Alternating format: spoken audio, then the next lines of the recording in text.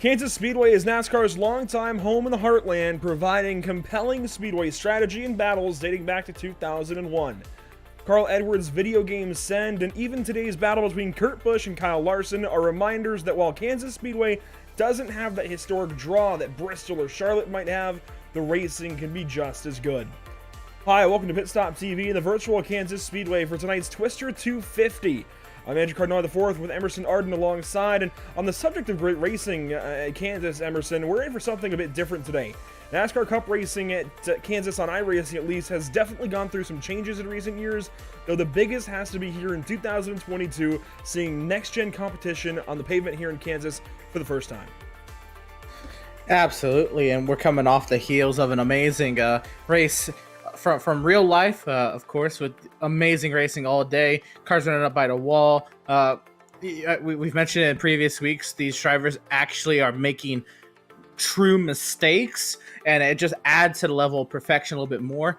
And this track, just seeing a lot of these drivers up by the wall, it's gonna be some tense moments for these guys, and I'm excited to see what it is from up here in the booth and how these drivers feel behind the wheel.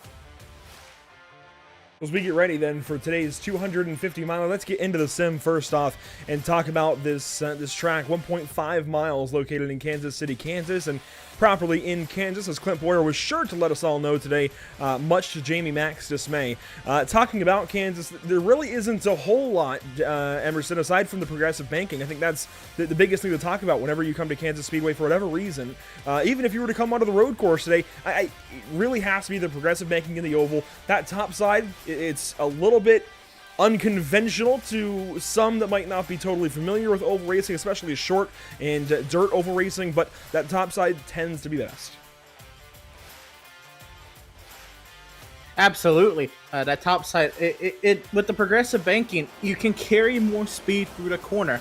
Yes, that bottom side is the shortest way around, but that right front, unfortunately, is going to be screaming for mercy the more you run down there. That top side, it just, because of progressive banking, is more nicer to that right front tire, even though you're traveling a longer distance. There's going to be some things these drivers have to balance throughout the day. But also, off that top side, you get amazing runs, and you're going to see a lot of these drivers migrate towards that top side as the run goes on. It's going to become difficult to overtake, but it makes the value of those overtakes so much more, because it is pretty much going to be up along that outside wall, and of course those who are the most disciplined are going to be able to rim ride the best. Now, worth noting, I think, with these fastest laps that you see on the left side of your track map, these are the fastest iRacing qualifying laps for each of these cars.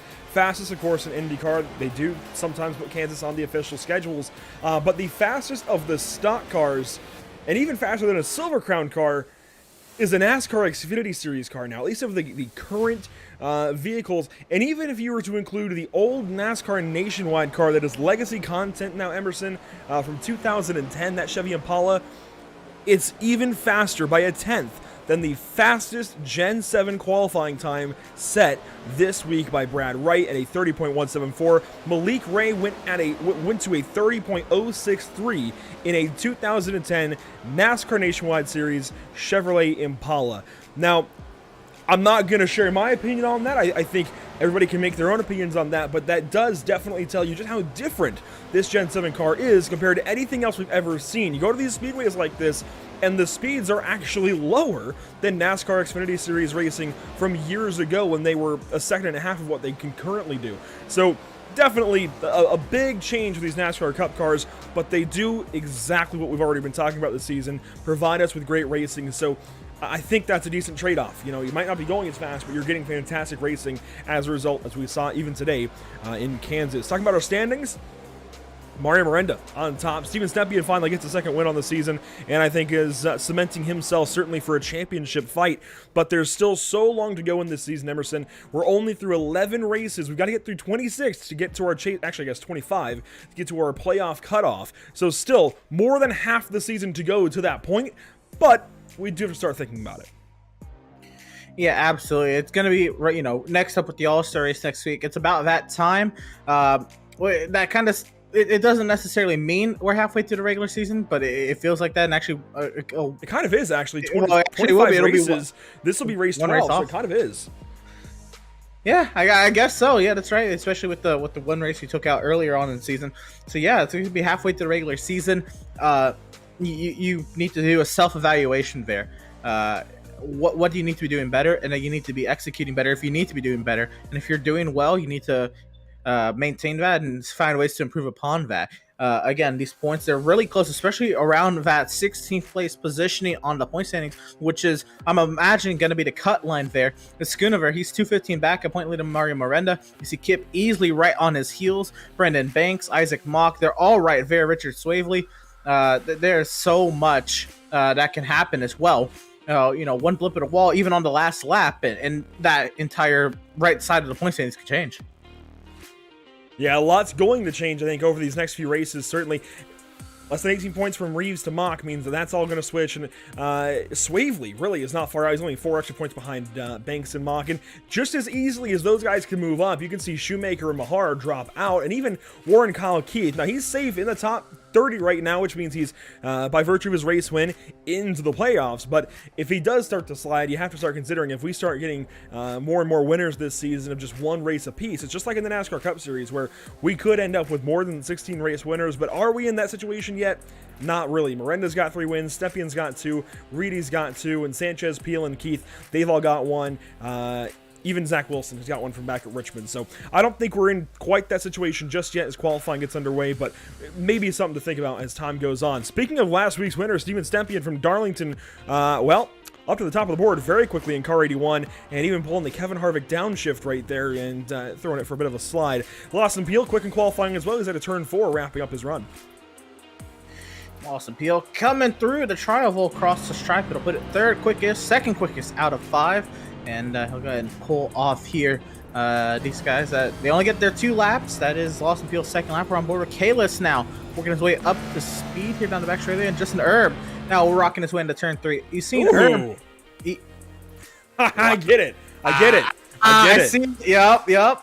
That's a hot car, though. And for more reasons than just being flames. That is a beauty. And I get the irony, definitely. It's not lost on any of us here.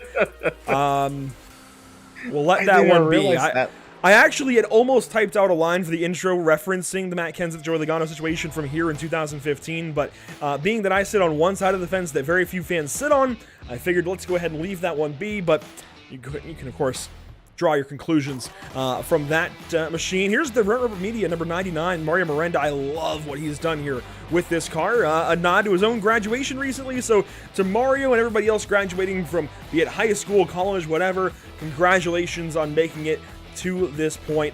I remember graduating from high school, believe it or not, and I mean, it's such a weight off your shoulders. So be it high school, college, or whatever you might be graduating from, certainly, congratulations if you have done so or are doing so soon, and congratulations then to Mario Miranda, currently 3rd in qualifying. Brandon Banks on the racetrack in car 54. He's headed down to the pit lane, actually. We're getting all these guys in the back end of their runs. Let's pick somebody who's just gone out there, such as Judd Danielson, who does not have a lap in yet.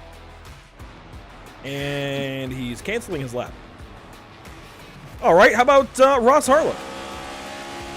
There's Ross Harlow. Is at the Mission 22 machine there in that 5 car. Again, at the speed. And I was about to say, when we were looking at Justin Erb, on his fast lap, he was up by the outside wall. So you're noticing these drivers, even though the bottom side is the shorter way around, and, on a 2-lap qualifying run, you don't necessarily have to worry about your tire wear. It is intriguing to see that these drivers, at least Justin Erb was, running right up by the outside wall. You see here Harlow right down to the bottom side of the racetrack. And I wonder which of these laps is faster. Is it a second lap qualifying, which I've started to notice is a lot of tracks in these next-gen cars, but could it be the first lap here at Kansas? Interesting here from Harlow down to the bottom of 3 and 4.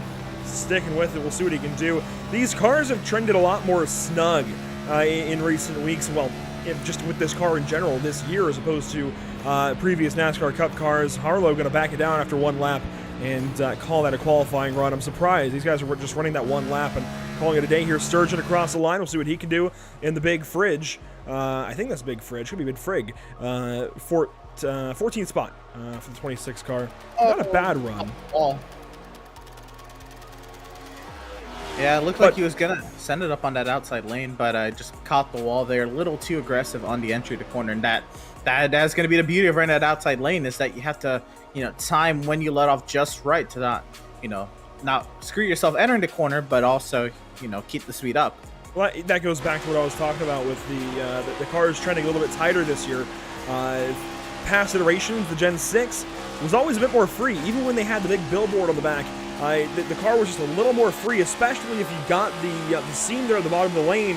You can see that darker line in the pavement. That's the seam where the banking transitions up to 20 degrees. If you could hook that just right in the Gen 6, you were free.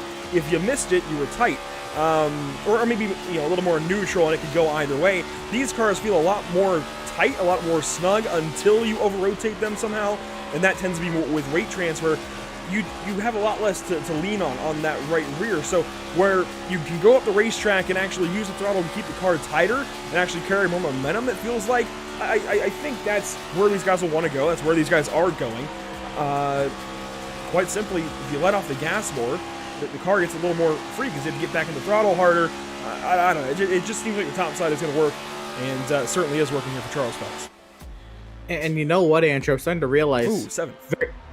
Nice run. Actually, dropped to 8th as Wyatt Brackett will slap it up 6th quickest. Dakota Curtis out there on the track on his second timed lap. Right up by the outside wall. Dakota Curtis coming to the start-finish line in the number 1 machine.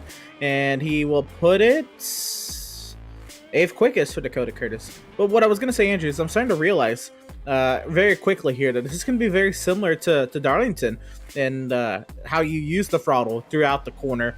Not to the same extent. Or how you zing up the right side? Well, that too. So not to the same extent. And, these corners are much longer and wider than Darlington's corners. But how you're running up by the outside wall, using the throttle to, pick the speed back up, let off, and get the car back set on that outside lane. It'll be pretty similar. Warren Kyle Keith up out of turn 4 to the line. Let's see what he can do in car 42 across the line. Was 2/10 shy of pole, now only 17/100ths. He goes 3rd quickest. And as we get a return finally to a more traditional intermediate oval, I think we'll see more drivers like Warren Kyle Keith shine tonight. Here's Alex Muscarella, still sporting that throwback from last week. Yes, the Jimmy Johnson fan in me loves to see that car. This is actually one of the tracks Jimmy didn't do too hot at. So Alex looking for a little bit of, I guess, better luck that Jimmy had here. But well, I referenced one of his wins here earlier on. Yeah, with the Carl Edwards win. Yeah. There wasn't many besides that. I think 2011 and maybe one over before that. Anyway, Muscarella up on that top side. Still loving that American ethanol green wall. It's kind of an iconic wall when you think of Kansas. You can't really go down the back straightaway without noticing just how green it is on the right side. I'm not used to seeing green on the right on an oval. And to the start finish line, 486. That's quick. Put him 10th quickest. 10th this first lap, excuse me.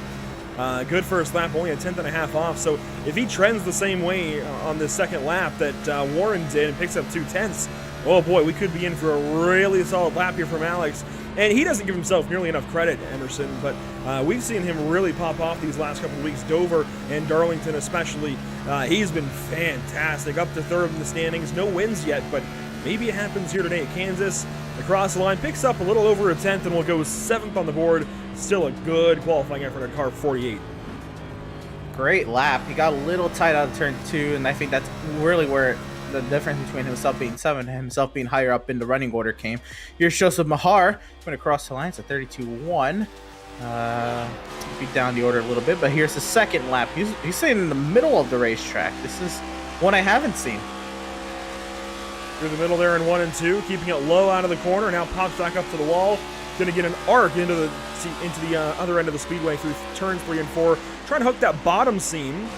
See if it works out for him a long time before he gets back into the throttle. We saw a graphic today in the Fox broadcast of the exit speeds out of the corners. Out of turn 2, it was a 3-4 mile an hour difference between the top and bottom side. And that time he picks up, but only the 20th position. Not the run he needed, nor is it the run that Justin Winters wanted for car number 88. And that will conclude qualifying then with 29 cars, it looks like, taking a time in our qualifying session today. Steven Stempien putting the 81 on pole. He is just on fire lately, and his car as well, we'll see in a second, looks like it's on fire. Lawson Peel starting from the outside pole this evening, one at Coda, looking to maybe put another one in the bag tonight at Kansas Speedway. Starting third though, Ray Rogers in car 18, gotta be one of those guys you've got to watch out for today, Emerson. I really think we're going to see somebody that we haven't seen recently as one of the front runners come through tonight. I think it's going to come from this row right here between Ray Rogers and Warren Keith, both qualifying in the top 5, in fact, in the top 4.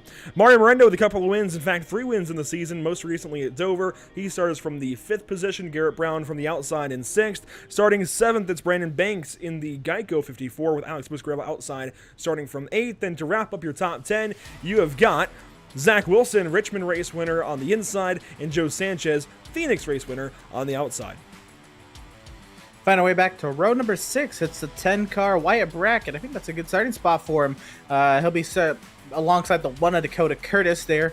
Around up row 6. Row number 7, it'll be the 17 of Chris Progar. The 75 of Charles Phelps. He will start 14th. Justin Erb will be in the 15th position, and Ryan Kendall will be in 16th. Finding our way back to row number 9, it'll be Parker Bland in the 01 starting 17th. Bill Schoonover in the 9 starting in 18th. And back to row number 10. It'll be the 29 of Curtis Kelly and the 19 of Joseph Mahar. Starting 21st, it's car number 11, Justin Henger, Gearhead Coffee on the side of that Toyota Camry, and Isaac Mock sporting a new paint scheme in his number 7 Mohawk Foundation Toyota, starting just ahead of Kip Beasley and Ross Harlow, who populate the 12th row. Car 27 inside, car 5 outside, before you get back to Sean Kalis starting from the 25th position and Austin Shoemaker from the 26th position. Starting to the inside of row 14, though, you'll find Brad Fulham in a beautiful 45 car. I got to spotlight this for a second. I am a massive fan of that 45 for Brad Fulham, and Logan Sturgeon rolls off from the 28th position. Starting 29th and 30th, Justin Winters and Daniel Michel, both looking for, I think, a much-needed good points day.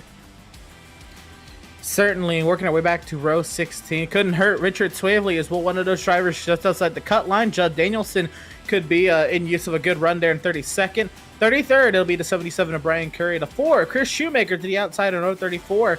Or, I'm sorry, P34. Row number 18, it'll be the 93 of Cody Kinsey. The 2 of Travis Stevens starts 36th. Back to row number 19, it'll be the 84 Casey Knighton. The 3 of James Kunkel. And the final row, or that'll do it for our 38 cars tonight, Andrew. 38 cars, 19 rows, and there's Steven Stempien's number 81. Weather today, definitely better than the forecast that we had in real Kansas City, Kansas today, but a little warmer than even Watkins Glen was this weekend, Emerson, up to 123 degrees on the track. We're going to roast some Goodyear Eagles here at Kansas. That I am absolutely sure of. So 123 degrees starting track temp, is 75 in the skies, and we are ready to go green flag racing from the Kansas Speedway. Waiting on the signal from the top of the flag stand, and green flag is out in the Twister 250.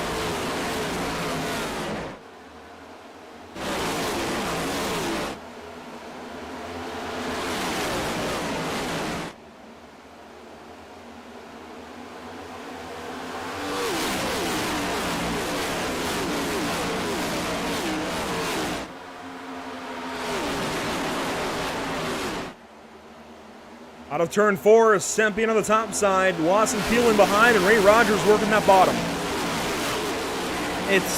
It's wild how eerily similar those drivers start to fill in on that top side, similar to how you would see maybe at like a Daytona or Talladega, because of how important it is to get up there. You see it is Ray Rogers still down on that bottom side, trying to work his way up to the inside of Lawson Peel. And we're right on board. Warren Keem now looking back from Lawson Peel's machine at Ray Rogers, trying to work that inside of car way down on the bottom side. Maybe can he make it 3 wide? Is that Garrett Brown? Brandon Banks down low in the 54, alongside now of Warren Keith. Mario Miranda looks to the middle. Garrett Brown sticks in behind the 99. Musgrave almost contact just a couple of rows back with Brackett and Wilson. Wilson now in the fence. Curtis and Sanchez roll on by. Right on board here, this is Joe Sanchez, and again, it caught me a little off guard with the Ally paint scheme on board, but he's looking back at looking ahead at Wyatt Brackett, who's worked his way inside the top 10. Dakota Curtis still trying to make some ground on that bottom side here before that bottom side just supposed to become that outside lane becomes overpowered and he's not able to find a way back in line. Brandon Branks goes fastest. Now Chris Brogard with that fastest lap. Good look at the field coming down the back, coming down through turns 1 and 2, now down the back stretch. That shows you just how quick these guys are going. Yeah, and you know what you mentioned earlier about the speeds of this car, and yes, the speeds are lower, but it doesn't feel lower with the racing that we're getting out there, which I think is a huge part of it. The feeling of the speed is still there. The feeling of raceability without being bogged down, that is definitely there, and that's a huge plus for this 7th generation NASCAR Cup Series vehicle. What this car is producing is an anomaly. Higher mid-corner speeds, lower straightaway speeds, while still having off-throttle time. I think it's everything that NASCAR has been going for in recent years. They finally found it with this next-gen car, and it's providing fantastic racing, and certainly just the twitchiness in a good way, in a savable way, as opposed to going back to 2018 or so, when the car is just absolutely, we're completely loose. You were swatting flies down the straightaway, just trying to put power down. So definitely an improvement over those days. Curtis goes purple that lap, 31.517, as the entire top 10 starts to work up to that top side up on the wall. And Curtis was one of those prominent drivers down on the bottom side. I wonder if he ran that fastest lap down on the bottom side. He is now filled in up on the top side. Ray Rogers dropped down low, and Curtis is actually going to take that spot.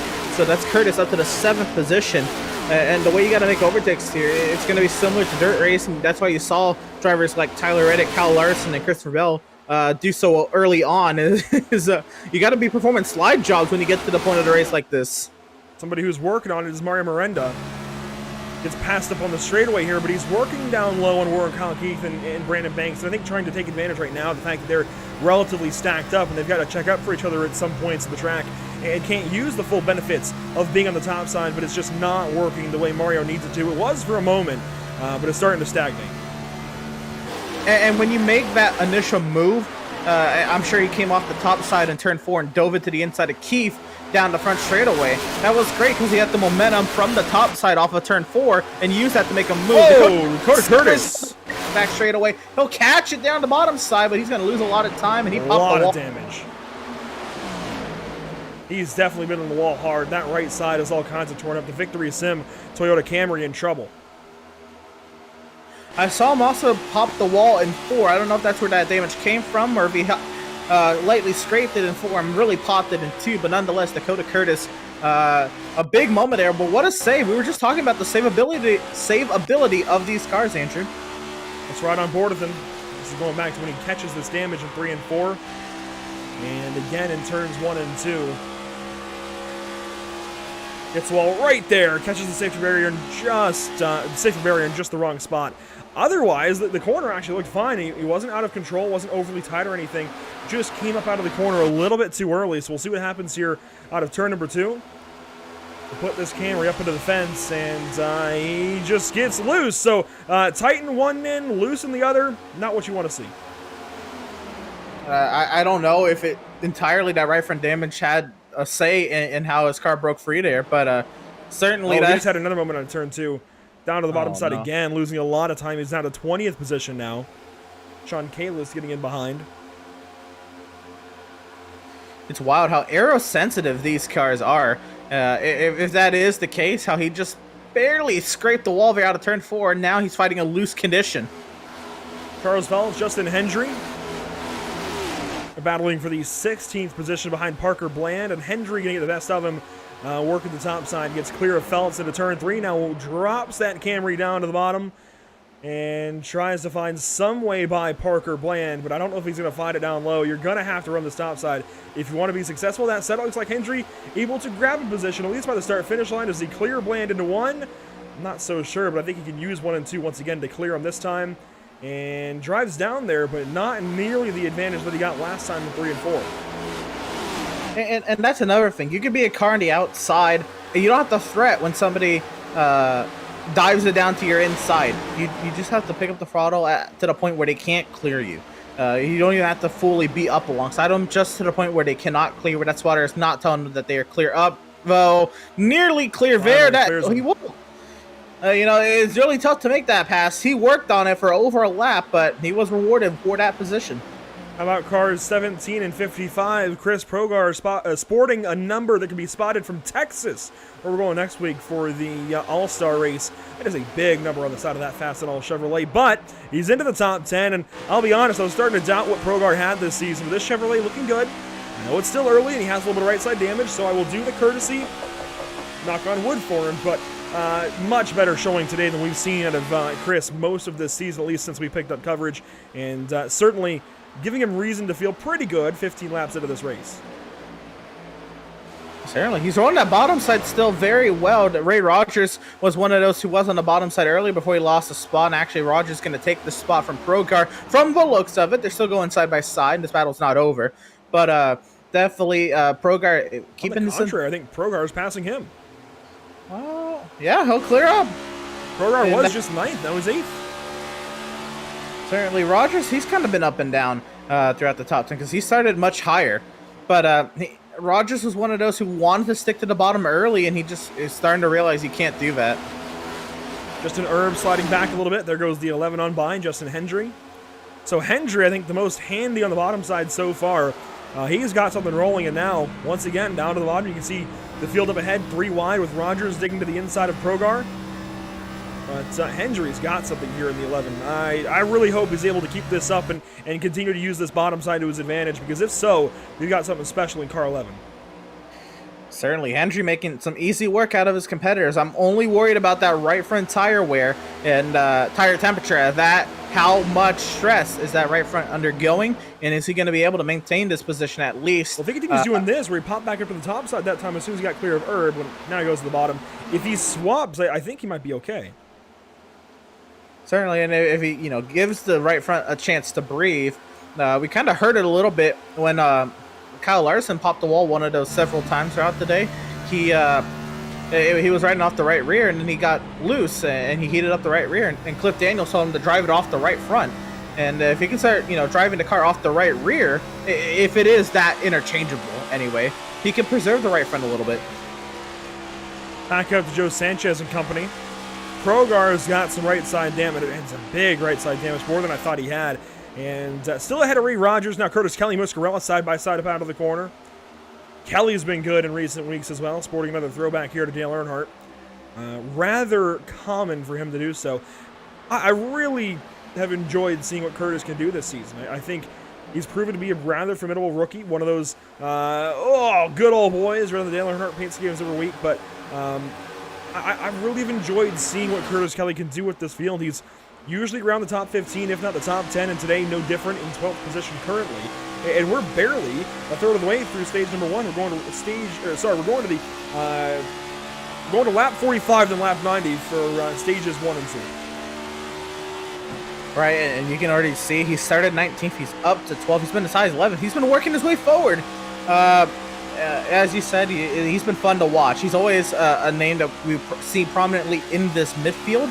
We'll see, today maybe he can pop his name up a little bit higher up on that running order. He's currently trying to work to the inside of Muscarella. And looking at Zach Wilson, how about it for our Richmond race winner? He's falling back. Unfortunately, the Battle Beaver 51 just not where he needs it to be.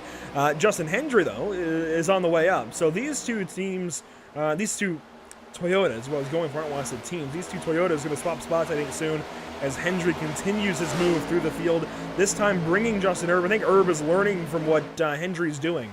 Starting to follow him down to the bottom side, and Hendry going to drop down there one more time. We'll see if he can clear him. That time Erb had a big bobble. Slide job there out of Hendry. Crossover? Yes, sir. And I was just about to say, I thought Zach Wilson was giving him the spot, and I think he was, to do exactly that and put himself down on the inside for 1 and 2. Can he complete the slider? Not so easily, because Hendry's back on the throttle, side by side out of 2. And that pass is complete for car 11. A little further forward inside the top 5 now, Emerson. We're starting to see these guys bunch back up a little bit. They're losing touch with Steven Stempian just a little bit. But Warren Kyle Keith, at least until I came to him, had actually closed in on Mario Miranda. Now Mario starting to set sail to the 53 car of Lawson Peel. And look at that, Mario through the middle of the racetrack, finding some speed. Digging on that 53 car. And he's the first car down low. We saw the conversation of clean air in the Cup Series race here today. We're seeing that again now. Clean air seems to be what these guys want to go for more often than not. Now Mario goes back to the top side, but he's keeping that nose lower. He's trying to get down into that air on the bottom side and actually use it to put drag on the left front and help it rotate. It's certainly clean air. Unfortunately, it's going to always be the talk of the town when it comes to motorsport. Even though F1 and NASCAR with these newer cars have been made to better follow the car ahead of them, they're still not perfect. You're still always going to have the conversation of clean air, because when it comes to Kansas, it is so much easier to run that outside lane when you are the leader than when you are in someone's draft, someone's slipstream, because you are just plowing tight right there. Miranda nearly pops the wall and Lawson Peel's draft. And it is so difficult to keep your speed up and to balance yourself between, trying to keep up with the car in front of you and trying not to plow the wall down, and you don't know how much effect that dirty air is giving you until you're just sitting at a consistent rate of the car ahead of you. Warren now starting to make up time on Mario, working the bottom side as well, that time through 1 and 2. It seems like it's serviceable in 1 and 2, Emerson, but not so much in 3 and 4. And I thought it was the opposite for Hendry, so maybe these guys want to take a page of a Hendry's book and use the bottom in 3 and 4 and the top in 1 and 2. Is now Miranda cuts off the apron. We'll see if Warren can do anything in 1 and 2. Right back down to the bottom side. He gains a lot in the corner and loses it back on the straightaway and in turn 3 and 4. And that's intriguing to think about, because they are profiled similarly. It shouldn't be too much of a difference, but it could also be driver feel. And you know what the big difference is, actually, entering turn 1 and entering turn 3 are two completely different corner entries now that I think about it.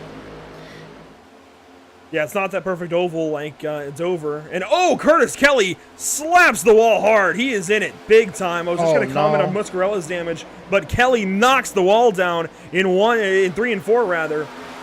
Oh, that good wrench Chevrolet is all kinds of torn up on the right side. He's got a lot of damage out there. The Fast Banana Racing Chevrolet.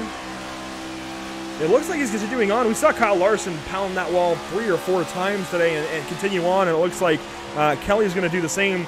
The good news for Kelly is you can't cut a tire in iRacing the same way as you do in real life. He should be okay. He should be safe, at least to the stage 1 break.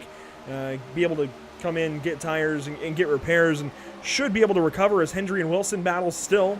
They've gotten ahead of Ryan Kendall now, and are now battling for the 12th spot, as Wilson going to lose this battle for the time being.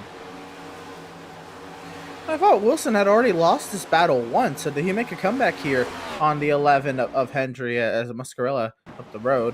Oh. Sizing up to 24, just an herb. We've seen the 24 and 48 battle a time or two over the years, and now it looks like Muscarella going to fall back to Hendry here. Hendry back down to the bottom of 1 and 2. Rocking that inside lane all the way down there, painting that white line. Anyway, but Muscarella keeps the momentum up on the top side. You know what he did when Hendry was down there? He dropped down half a lane, and now he's taking that inside lane. You see it in IndyCar racing all the time. We'll see it on Wednesday with the IRL IndyCar Indianapolis 500. Using the air to your advantage, going down and taking the inside lane away, taking air away from the car behind and forcing them to push up the racetrack or find a different lane to work in the corner. Hendry having to search now as Muscarella takes that line away, and Hendry a little bit loose that time through 1 and 2. And you know what? I feel like Hendry, of course he feels comfortable down that bottom side, but maybe he doesn't feel comfortable to run up along the outside wall. So he, worked really hard to make that bottom side work. Because even when he did switch up to the outside wall, he was still running about a quarter to half a lane lower than most of his competition. And right now, he can't. He's not really committing to that outside just yet. He's running that middle lane as Muscarella took his lane. You see a battle forming behind these guys: Zach Wilson, Parker Bland, Charles Feltz, as they work out of turn number 2. And Richard Swavely has worked his way through this field, Emerson, now into the 17th position. I don't know that he's going to get stage points out of this, but up from 31st, this is big. This is somebody, again, who would be theoretically right around the cut line coming into today's race. And I don't believe he's going to get stage points as well at this point. But if he keeps himself going here, I mean, from 31st up to this point is already pretty remarkable. He's got the right idea to keep moving forward. He might be able to give himself a little bit of a haul of points. Whoa, big moment there. Is that Parker Bland? It is. The 01 sideways out of the corner, hangs on to it. Now Swavely down to the bottom side. Bland paints the wall up top. Charlie Feltz paints the inside line of the bottom. And is going to lose some steam out of the fourth corner. Progar and Brackett starting to battle up front, or at least further ahead of these guys, Emerson. This is for the 8th position if they get back after it. You can see Progar working on car number 10. I'm actually starting to realize, I see Brackett up by the outside wall, but a lot of these guys are actually running lower on the racetrack than where they were from the start of the race. I think they're finding comfort moving down. It seems like that tightens the car up, and staying up towards the wall gets these cars free. So I noticed it with Hendry. I feel like he's running towards the bottom out of comfort.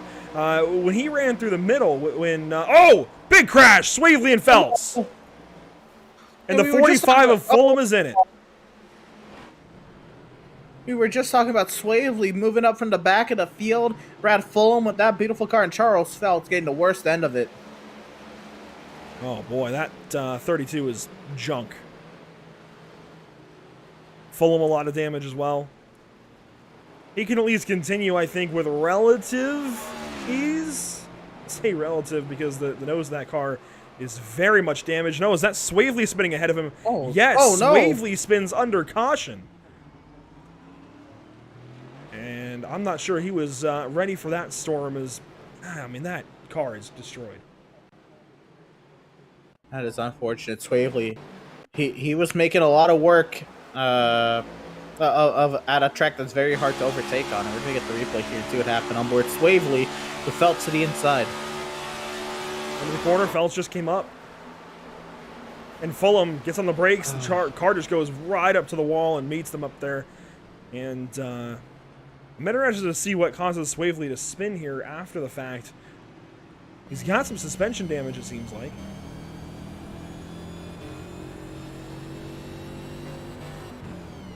Yeah. What's the clutch in? Could it be when he tries to No, it's not re-engaging. But you saw there, he had 2,000 RPM, even though he has no front end. Oh, just with the apron. So that's actually a perfect example of what I talked about a little bit at Darlington last week. Indexing the damage that you have to the engine. Putting the clutch in, seating where the car idles. He does so there to kind of gauge the engine damage that he's going to have after the fact. That's a perfect example. For those that don't know, we'll have to show again, as this will be another view of what happens. Let's actually watch this from Fulham's perspective if we can get it. Maybe next time through. As there's the contact, and then Fulham gets on the brakes and just kind of follows up the racetrack. So I know Phelps was definitely expecting Swavely to be higher up on the racetrack, and even from that angle, it looked like Swavely came down. But at the same time, you just can't clear that far up the racetrack. I know you got the momentum from the bottom side to ride up. So watch the RPM here, the tack on the digital dash. He puts the clutch in and that yellow bar goes down. It gets right there to 1997-2000. When the driver does that after a crash, what they're doing is seeing where the engine idles. Now, at least in iRacing, I doubt this works. I doubt this is a gauge in the real world as the field scatters there to miss Swavely. At least in iRacing, the way you can gauge engine damage after a crash with a NASCAR stock car or I guess any vehicle technically is to put the clutch in and see where it idles. Now, a NASCAR Cup car idles at 2,000 RPMs when you put the clutch in and engage neutral. If it's below that, you likely have you do have engine damage to at least some degree. If it flutters maybe around 1997 to 2000, you're usually okay, Emerson. But for those at home that don't know, that have never raced on iRacing and never experienced that, that's how you know if you have engine damage or not. Yeah, I've done that more times than I'd like to admit here on iRacing. Same. Having to check the RPM. It's not a fun feeling, but you learn it very quickly to determine whether it is, well, first of all, still worth it for you to run, and second of all, how on or off the pace you're going to be. Seeing here that the track temp is up to 126 now. The winds are calm at the very least. We'll take that as the field goes by on the backstretch. That was certainly a hectic first run to our first yellow, Emerson. Some takers under this yellow, including Austin Shoemaker, Cody Kinsey, Zach Wilson, Curtis Kelly, Ray Rogers, Dakota Curtis, Brad Fulham, Daniel Michel, Travis Stevens, Isaac Mock, Ross Harlow, and Richard Swavely and Charles Felt. So mostly teams and drivers that were involved in the accident there opting to go ahead and take repairs. Not too many other teams going for tires in this first lap. And I'm a little intrigued by that, because similar to how it was in Darlington also when we had one of these situations, we're going to be restarting with 7 laps to go before the stage. I know that's a decent amount of laps, and tires do mean a lot here at Kansas. But if you pit, you get your service now, and you don't really push your tires. If you're giving up stage points in track position in stage 2, you wouldn't probably push it at all for those next 7 laps. Just keep it on the lead lap. I'm intrigued that not many others up here attempted that strategy. So our top 25 cars staying out, it looks like. Stempian and Peel in that group. Miranda and Keith with them. And they'll come around and take the green flag in a moment. When we do so, we're going to do something we've not done just yet with the MPI Cup Series. This is a fantastic view from our drone around the speedway. We are going to engage Sounds of the Sim. And you'll hear just what this sim has to offer on this restart as we close in on the end of stage number 1. We'll get this restart in. Steven Stempian on point, your race leader, and in control of this one. Lawson Peel second, and waiting on the signal from the flag stand. Barney's got the green flag out. Green flag is away. We'll check out some of the sounds of the sim.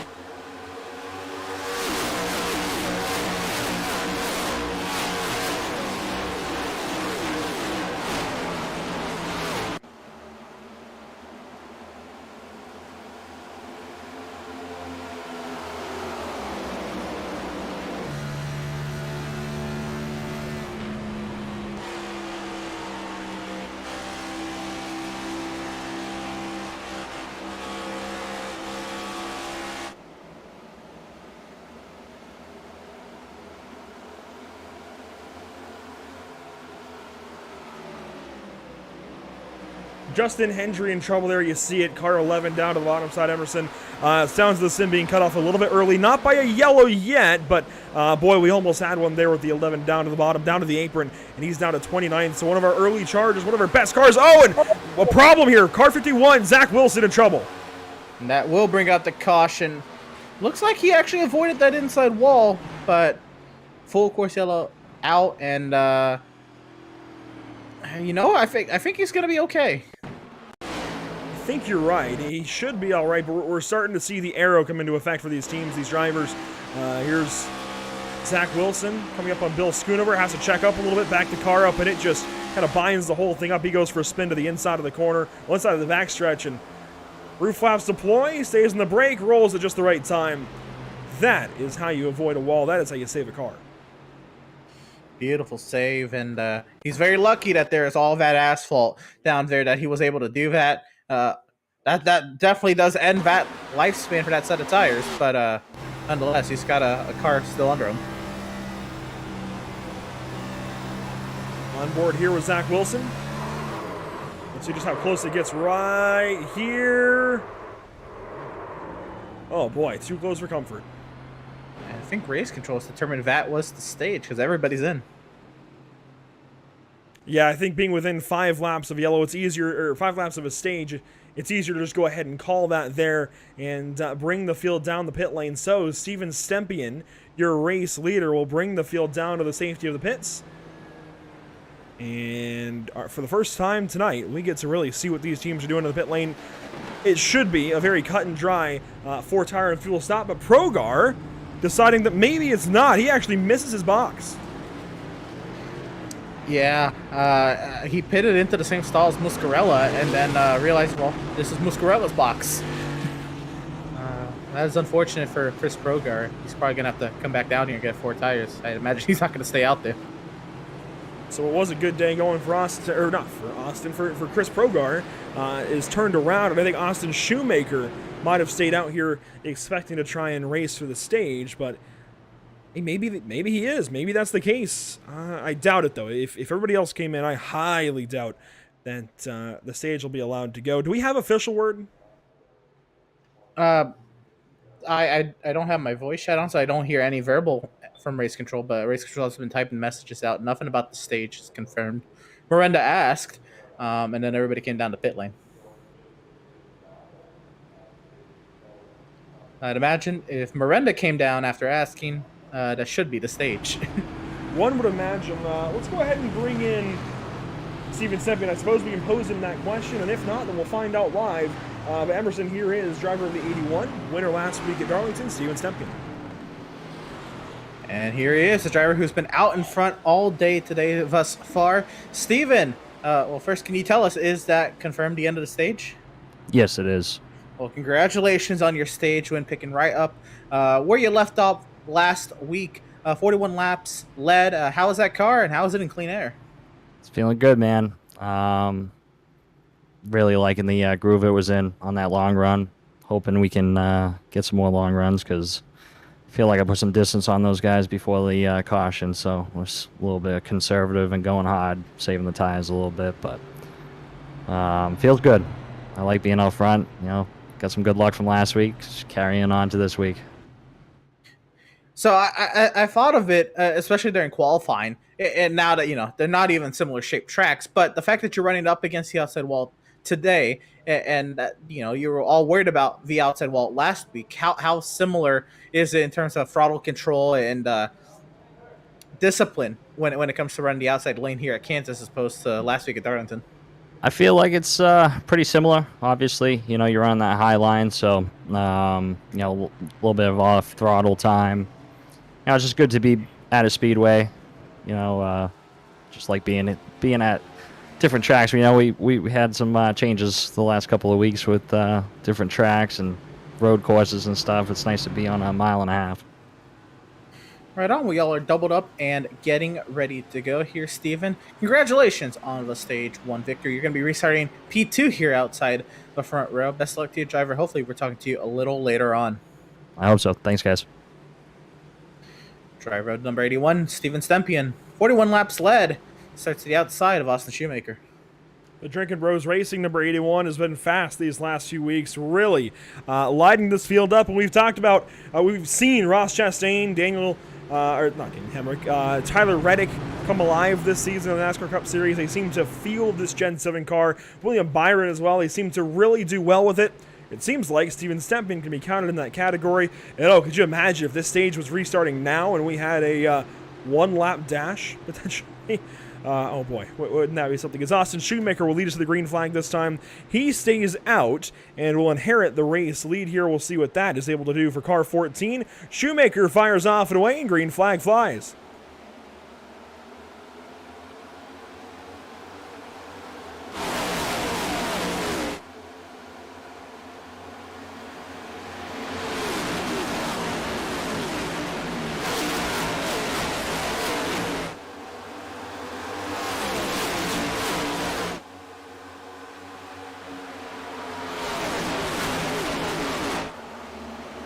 You see one car sliding back. That's Austin Shoemaker down to the bottom side, really losing a lot of time here. Banks comes up to him and has to go to the top side rather quickly. Parker Bland slow on the bottom. Parker Bland must have had an issue way down the bottom side of the racetrack, nearly in the grass. Looks like he's going to continue on, but some sort of a blip there. As far as Austin Shoemaker goes, I know our timing says he has 8-lap, older tires than everybody else, but most of that was under caution. I was not expecting him to drop like a rock that quickly. Justin Winters goes on by Kip Easley. A lot of positions changing here at the start of this stage. Here we go up front. Mario Miranda takes over point from Steven Stempian. Not what I would have expected here to begin the stage. And now, Stempian really has to go toe-to-toe with the best driver potentially of the series. And that's what, you know, what happens on that restart. Mario Miranda, he was on that inside lane. Though he wasn't in control of the restart, on restarts here, Kansas, even though the outside lane is preferred line when you're racing, that inside lane is preferred line on restarts because you're basically wide open from the restart zone till you lift for turn 3. So you need to be on that inside lane through 1 and 2 on that restart. Mario Miranda was able to send it to the inside of Austin Shoemaker. Plus, Steven Stempian was not in control of the restart. He was at the mercy of the 14th car, and looks like another problem here. This is the 4 Chris Shoemaker. Shoemaker down to the bottom of the front stretch. Now turns 1 and 2. Just dropped a lot of positions down to 25th spot. Kind of see what's going on back here. A lot of moving around. Ray Rogers is stuck back here. Emerson, 29th position right now for car 18. He was in the top 10 earlier. Again, he was one of those drivers very early. I mean, look, he started 3rd. He was one of those early advocates for the inside lane, quickly abandoned it, and he finds himself back here trying to work to the inside of Travis Stevens. Still working down there, nearly coming up there making contact, but he'll keep it down on the bottom side until he can get clear up. Someone who was up there trying to get the inside lane to work, he's kind of forced to it back here. Not making it work just yet. Slides back into 29th behind Travis Stevens. And it's working for Stevens. Oh, he sees the smoke ahead. Logan Sturgeon in trouble. Is he going to save it? Oh, just barely hangs on to that car. What a save for Logan Sturgeon. You saw him flirting up and down via the banking. Let me tell you. Whoa, Cody Kinsey. Oh, my goodness. Kinsey racing here with Fulham. Gets ahead of that 45 car now. Boy, Kinsey was great at Talladega. Even shined a little bit a few times at Darlington. And since then, he has had a rough go of things in this MPI Cup Series. Currently 33rd. We talked a lot about him at the end of that Talladega race. And, well, that's been about it. Smoke up ahead. Easily slow. Oh no, and that right side is Ross destroyed. Harlow. Yeah, that motor's not at full song. Oh, Justin Hendry! Oh no! Ray Rogers, Travis Stevens, Charles Feltz, and joining us Richard Swavely again. He said, yeah, we're done. There's at least 4 or 5 cars, and Richard Swavely has immediately disconnected. And Zach Wilson has as well.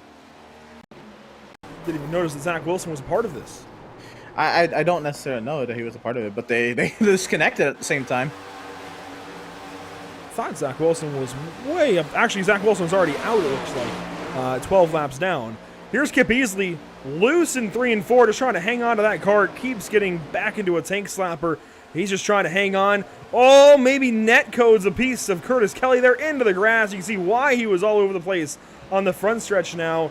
Still, oh my goodness, Parker Bland. And I knew this wasn't going to end well.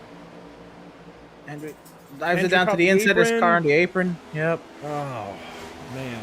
Oh, big hit. Kinsey does a good job of backing it down and getting through there. Hendry's crabbing. Swavely just... I know it's not intentional, but the way it looked that he joined that crash, it was just like, you know what, let's go ahead and join these guys. Let's join the crash too. That's at least how it looked, but tough break for all these drivers involved. Easley, I think, was trying to back off of Justin Winters, and that's what all of this is started by. So he got down to that bottom side. I don't think, even intentionally, I think he got loose down there and was trying to catch it the entire time. And Hendry trying to avoid via yellow and red, number 27 machine, and all of a sudden, him and 3 others, they are done for the day. This car dives to the bottom side as well. I wonder if that was in response to the car diving to the bottom side ahead of him. Yeah, just trying to miss everything. Goes down to the apron, trying to miss it. And, man. Junkyard too.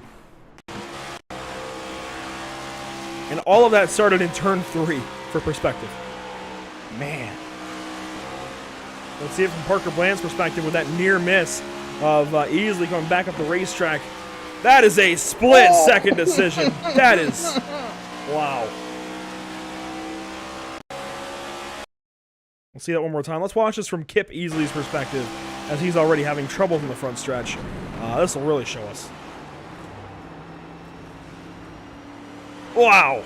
Wow. Now, if I'm Parker Bland, that's a 4X and day done for me. The cars come in and Swavely with just... I thought he had plenty of places to go. Actually, he's well back at us, but then they really start crashing. He jams on the brakes on the apron. That makes a lot more sense. That tells the story. Yeah, that apron. I mean, I was just about to mention it with Logan Sturgeon, and he was trying to save it, switching between the banking and the apron, and...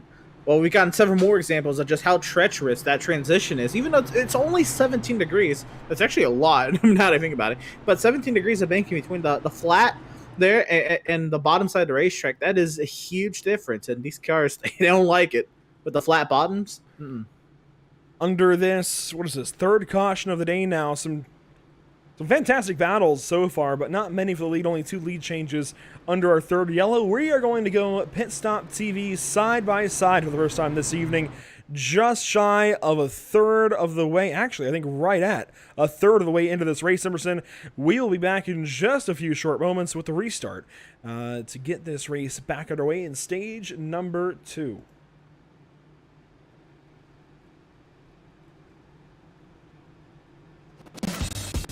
Fuller, Yeah, need an F-150 for Smith build. got it. Yesterday. I know. Don't forget my BMW. Gotcha. Check this out. All the major online automotive sites in one place. BMW, done. F-150, done. How's he do it? I can search nationwide. Even those classified sites. Auto Tempest, all the cars, one search. That's how I do it.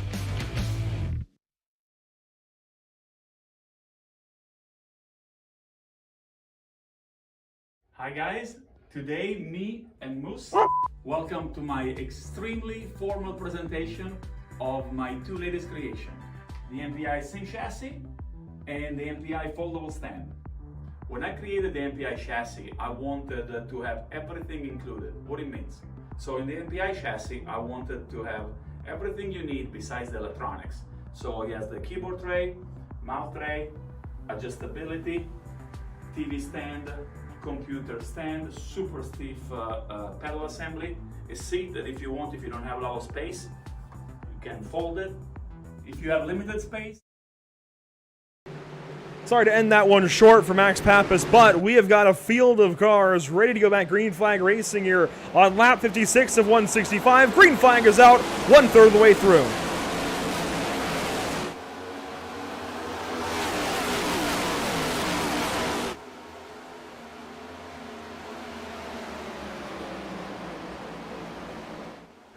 Mario Miranda leads down the backstretch. Lawson Peel second, side by side for third, or Warren Kyle Keith rather, and Steven Stempian down to turn 3. Stempian, high, wide, and handsome again. Joe Sanchez behind him, and Warren Kyle Keith using that white line to his advantage. Warren Kyle Keith, he's maintained this spot up here. He's actually kept his nose down to the inside of Stempian. Can he dive it down into turn 1? Stempian, he's running a little bit more on that seam. He's not going to allow Warren Kyle Keith to do a slider that easy. But as far as Stempian's concerned, this is also the most cars he's had in front of him all day long, besides the pace car anyway. And that's going to be the most dirty air he experiences under green flag conditions. Warren Kyle Keith still working that inside. The telemetry here for Warren Kyle Keith, 172 on corner exit, up over 180, 185. They're still going quick here at Kansas. These speeds are not low by any means as they send it off into turn number 1, down into the 160s, start building speeds back up in the throttle this entire time. 170 yet on corner exit. They are moving. Yes, sir. We are hauling the mail around here. That is for sure. Lawson Peel, Mario Miranda. You know, after they got together, when we started our coverage this season of MPI at COTA, it feels like these two are always around each other. Lawson Peel has been putting these runs together week in and week out, and Mario Miranda, you know, he's up here a lot, but when he finds himself mired back in traffic, he always seems to spend a little extra time with Lawson. Steven Sempe going to take a look at Lawson Peel. Miranda trying to gap him. He's got 2 tenths back to the 53 and a tenth here between Peel and Stempian into turn 3. This is also going to be huge here. How if Miranda can open up a gap similar to Stempian has, if he can spend the similar amount of time out in front with that cleaner air, it'll say a lot about Miranda, and also if Lawson Field's able to keep up. The entire field up front from the top side. First car down low is Muscarella, then Sean Kalis, then Dakota Curtis rather. Isaac Mock using the bottom side of the racetrack. Let's go back in the field a little ways. Judd Danielson and Sean Kalis, a couple of teammates here. 15th and 16th Emerson. They're riding around just right in that middle part of the track. Kalis in the bottom.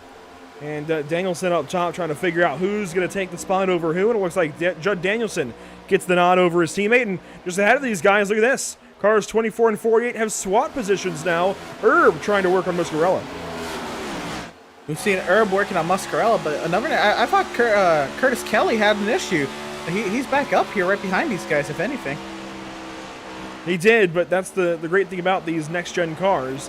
You're able to get repairs to get back after it. So long as the damage isn't repaired and the steering wheel is straight, or sorry, so long as the engine isn't damaged, there we go, and the steering wheel is straight, you're probably going to be at least formidable in the midfield, if not in the top 10. And Curtis Kelly proving that here. Looked like Herb had the advantage on Muscarella entering the corner. Muscarella had it there in the center. Now side by side on the back. This car, Brian Curry, he's actually going to dictate what happens here between the 48 and the 24.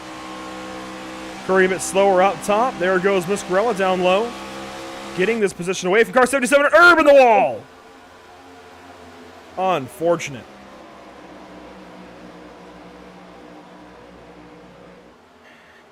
And this is, again, another driver who was steadily working his way forward.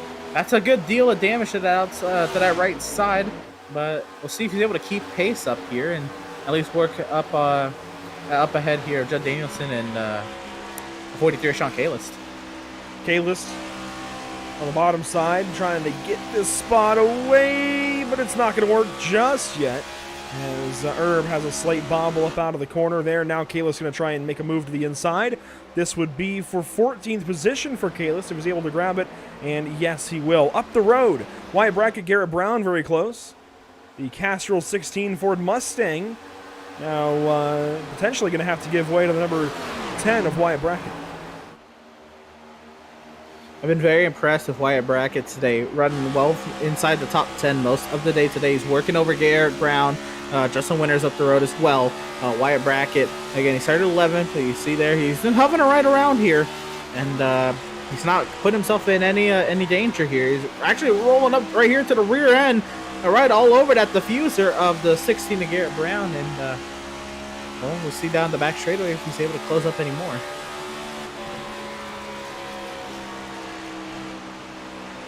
I'm glad we got to talk to Wyatt last week at Darlington. He's been very impressive since we picked up coverage of the MPI Cup Series, and I think really showing why he belongs in this series and that he's absolutely going to contend for wins. Maybe not today, maybe not even tomorrow, but I think by the end of the season, we've got to consider car 10 for some race wins in this MPI Cup Series. Moves on by Garrett Brown for the 8th position, and following somebody else who's equally impressive today, Justin Winters.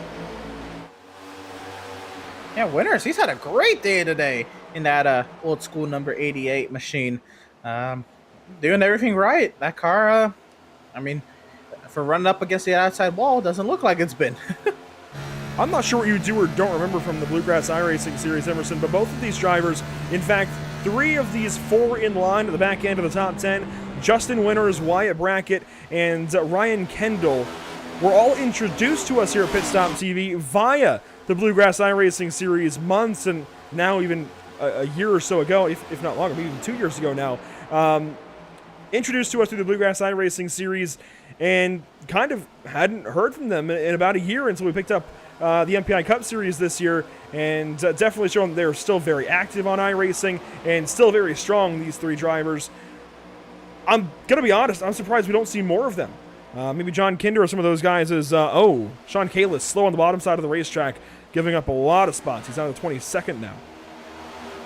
Again, we were just seeing Kalis right up there with Judd Danielson and Brian Curry.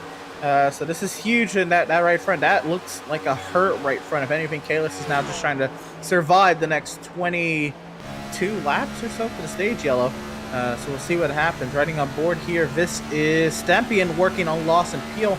And I might surprise you, Andrew. I think I've covered one or none bluegrass races with PitStop because of the timing. Well, being on Wednesdays, of course, you got the Outlaw Sim Series. And that doesn't actually surprise me all that much. Steven Stempian here on Lost and Peel. This is for second.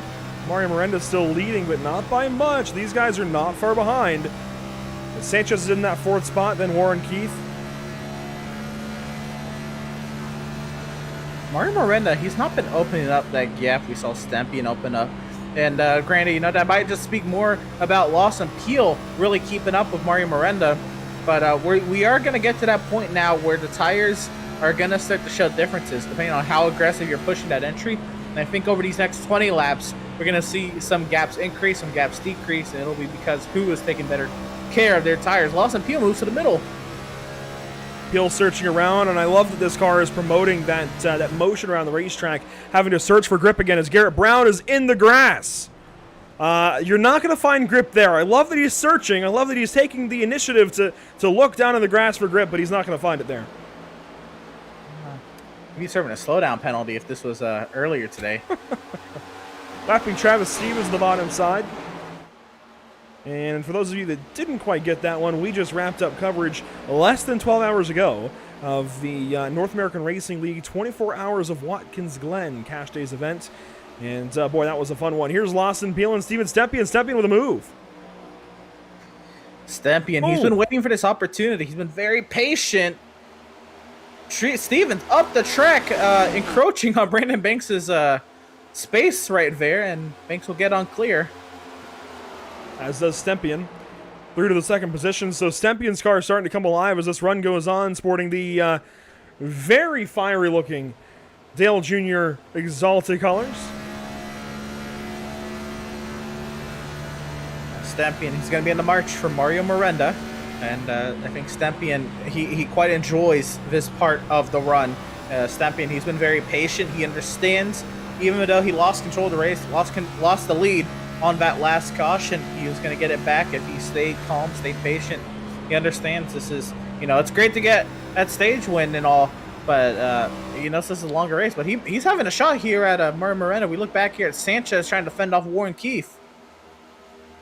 The entire top five starting to come alive as Stempian gets closer and closer, within about a car length now of Mario Miranda, really closing in down to the inside in 1 and 2. This 81 car's got something, draws right to the left rear, still digging down there, but not going to have the spot just yet. Miranda's going to be driving a little harder in turn, maybe wearing out his right side tires a little bit more, which is maybe what Stempian wants in this position, trying to force Miranda into a mistake. Miranda drops down the track. Car got a little bit loose there, and I think he was just able to hold on to it and use it to his advantage, but Miranda feeling the pressure here. Sweating it out like a final exam, maybe. I get it. Stempian lost a little bit of ground there in 1 and 2. Miranda has picked the pace up again.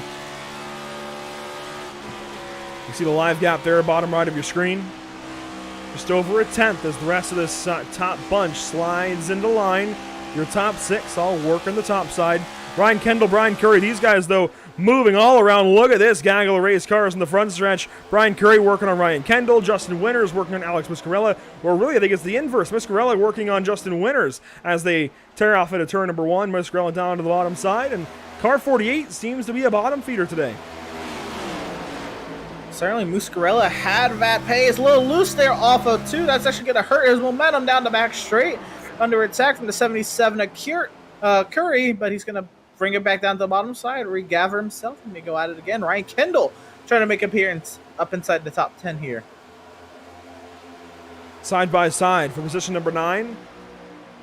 Kendall had a top 10 spot, lost it recently to Muscarella, and is trying to get back into those top 10 if he can. Brian Curry hanging on to the 10th position for now, side by side, as Stempian brings the fight back to Miranda. Side by side for the race lead, Stempian goes down to the middle.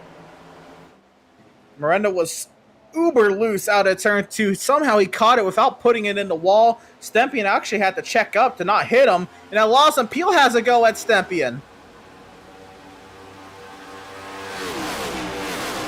field rushes by our camera there. You can see 3 wide behind these guys with Curry and Kendall. At least it was 3 wide for a moment. Muscarell starting to get away from them now. What can Stempien do in this case, Emerson? A little over 10 laps to go in the stage. Tires wearing out. Seems like you have more speed, but how do you use it to your advantage when that car is sitting defensive up top? It's tough. He's going to have to be fine with having to use up his stuff. It depends how badly he wants the position.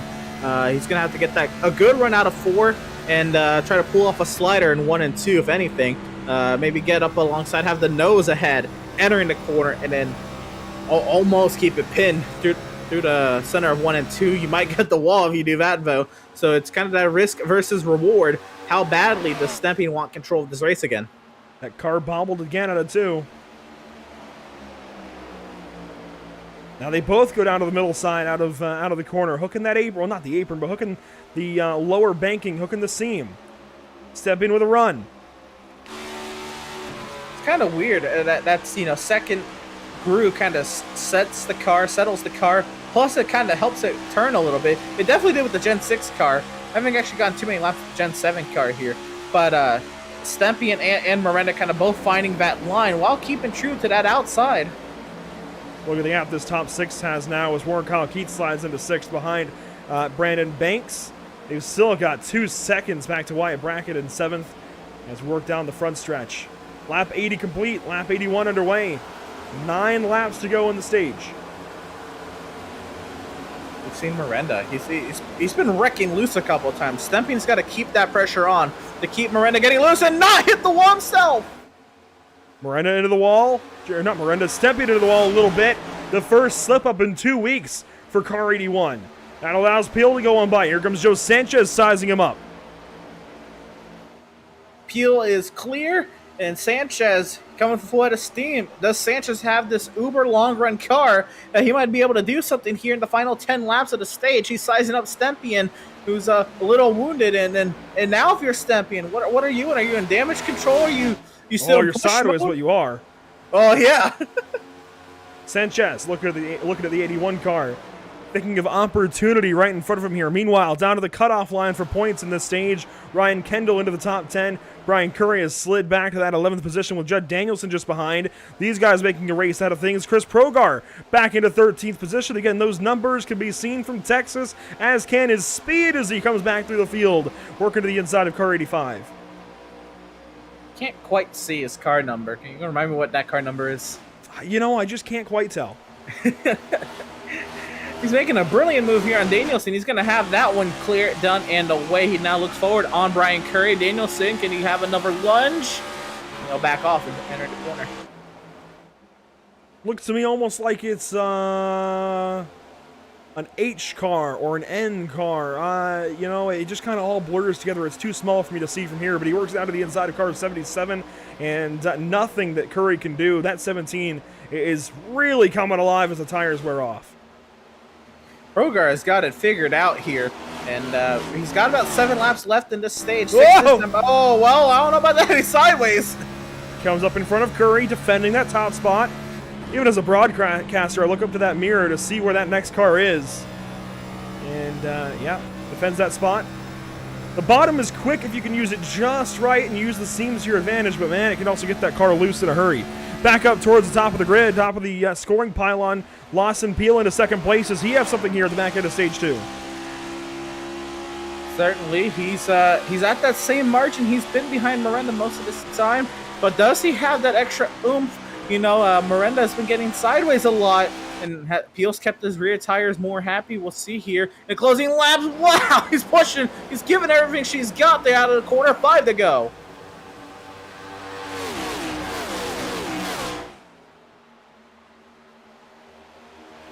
Lawson Peel squaring up Mario Miranda. No, the one thing he does have, whether he has a chance or not, he's got a handful in car 53. And Miranda can go on board and kind of see what he's doing inside the car. It does not seem like he's nearly as all over the place. A little bit slower on corner entry that time, backing up almost to Lawson Peel. Mario's just a little more smooth, but I think still experiencing the same issues as the rest of these guys. I think Mario is kind of in that mode where he knows how sideways he was. Peel right up to the right, left rear quarter of the 99. He'll follow in behind, nearly making contact. Ryan Kendall, Alex Muscarella battling further back for the 9th position. Let's go ahead and go back to it, actually. It's just Danielson works on Dakota Curtis here, or maybe the opposite way around. Dakota Curtis moving back through the field. The cutoff here for your stage points right in this battle as Progar dives down to the inside of Kendall and gets the spot. A reminder, we're racing to the beginning of lap 90, not the end of lap 90. That's 2 laps to go then in stage number 1. Lawson Peel's been able to pressure Miranda. Everyone's been able to pressure Miranda. Miranda has not really cracked under that pressure. Here's Warren Keefe going at it once again for a potential 5th place position on Brandon Banks. 1 lap to go in stage number 2. There go our leaders across the stripe. One final time before we pay out 10 points to our stage 1 winner, or stage 2 winner rather, as well as a playoff point. And it's looking like Mario Miranda just might have this. It's so tough to do anything in dirty air, Emerson, with these older tires. I think clean tires, new tires, it's a little bit easier, but as the tires wear out, as the race goes on, it just gets tougher and tougher. Can Lawson Peel do anything?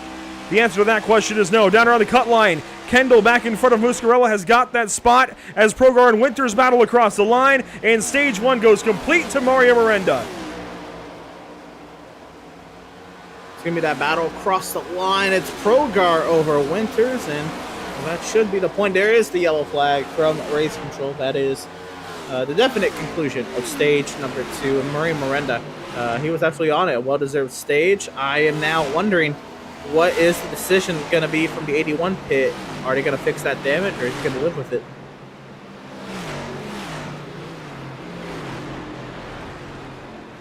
So stage 2 in the books. Mario Miranda, Lawson Peel, Steven Stempian, Joe Sanchez. Your top 4. Brandon Banks goes 5th. Warren Keith just behind him in 6th. In the Wyatt bracket, Chris Progar, Justin Winters, and Ryan Kendall, your top 10 that earn stage points in stage number 2. So a familiar face we'll be talking to after this one, Emerson. Miranda looking good. Certainly. Definitely the driver. And again, he got kind of lucked out that Shoemaker stayed out on that restart, because it lined Stempian to the outside of row 1, put him not in control of the front row restart. And Miranda, he had the preferred line through the inside of 1 and 2. And well, that was the story of stage number 2. Once Miranda got the clean air, he held it, but not without fight. And we're going to see another bit of fighting here to pit lane. And you said safety to pit lane earlier, and I know that's what I usually say for the pace car, but looked like pit lane was not too safe earlier in the real-life race today. At least we won't have any wheels cold weld themselves to the nut, or I guess to the hub. There we go. Not going to have that issue. Not going to have to cut any wheels off any of these cars as Miranda comes into his pit box. Peel as well, and even Stempian. Everybody in. Yep, I imagine 4 tires, and this is going to be what I think here. Stempian, is he going to try to keep that track position up, or is that damage going to compromise this car? We're going to find out here. Mario Miranda's down and away. Stempian is down and sitting in the box. It'll be damage repairs for the 81. Can't blame him. Same for Lawson Peel, Ray Rogers, Garrett Brown. I think in the case of Stempian, you definitely want to go ahead and get these repairs, get that car fixed. He's got the speed to come back through this field, I think, if the car is in tip-top shape. The repairs here, I think, certainly a worthy cause. Definitely. And, that car, it's buffed out mostly. A little bit. 90%. Mario Miranda does win stage number 2, earning himself a conversation with me. And Mario Miranda, graduating recently. Congratulations first off. Secondly, congratulations on winning stage number 2. Car 99 looking pretty good. Yeah, thank you. I've never won in a mile and a half in my iRacing career. Last time I did so was in a league about 2 years ago. And my official luck is just, don't even talk about it. So, you know, I've always had pace at tracks like this, and especially Kansas, one of my favorites. But, you know, I'm hoping to seal the deal. Slightly longer than we usually see in these kind of half-length Cup Series league, because we're not running half-length, we're actually running Xfinity length. So does that extra 20 laps, or I guess 30 laps or so, mean anything? Is it going to change this race at all, especially this last stage, just that little bit longer? I mean, this last stage being 70 laps, and most of us only have one more set in pit lane. I don't know how these tires are going to hold off for 70 laps. I mean, I'm struggling off of 45 laps. I know some of the other guys are too. So, I guess we just have to figure out and find out. That said, your top two competitors in that stage, Lawson Peel, Steven Sempian, both prioritizing repairs. You've been lucky enough to stay out of the wall so far. What's the key to doing so? I guess really being critical on your exits. That's what I'm finding to be most helpful. I guess that's what helps me in the short runs a little bit. I am finding that out, though. That's killing my right rear, and I probably need to change something. But honestly, staying clean is what's going to give you the win, and I've learned too many lessons in the past about that. So so far, I'm right now in P1. How many red mushrooms and power-ups does it take for Super Mario to win this one? One green one and two red ones, and that should be good. There you go. Mario Miranda getting ready to begin stage number 3 from the point. Mario, congratulations again on, graduating a stage 2 win, and maybe here in a little bit, the Twister 250 race win. We'll see. And here in about 71 laps time. Best of luck to you here, Mario. Thank you so much, guys. The Burnt Rubber Media, number 99, going to restart this race from that top spot. Emerson, what do you want to say his chances are of winning this race? Pretty high if he continues to do what he's done and not do what half the field has done and not put it in the wall. That's huge. It dictates your pace here so much, having a clean right side, and also how he plays. Some new competitors up here: Wyatt Brackett, Brandon Banks, Warren Kalkeef, and Chris Sprogar running out the rest of the top 5. You can see the field doubling up through turns 3 and 4. Already doubled up, but ready to go back after it. Again, 71 laps from this point to the end of the race. Brandon Banks, the inside. Wyatt Brackett, Warren Kalkeef, Chris Sprogar, your top 5. Joe Sanchez there with him. Green flag flies. We're back racing at Kansas.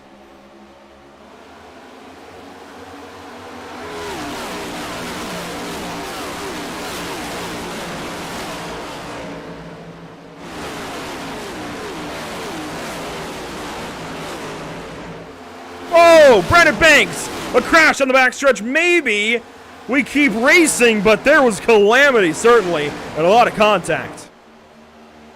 Yeah, Banks was just getting ready to put away the nightlight, the pillow, and the blanket after sleeping on that restart, and then made a little bit of contact with Wyatt Brackett out of turn 2. He got sideways, Brackett caught the wall, and everybody scrambled, but we stay straight, we stay green. Dakota Curtis in this gaggle of cars to turn 1. He drops down to the bottom side behind Banks. Curtis Kelly up top. Chris Sprogar in the top 5. Sprogar clears on up to that top side, and all that calamity's, exactly what Mario Miranda wanted. Car down the bottom side, that's Parker Bland. Joseph Mahar and Casey Knighton back here.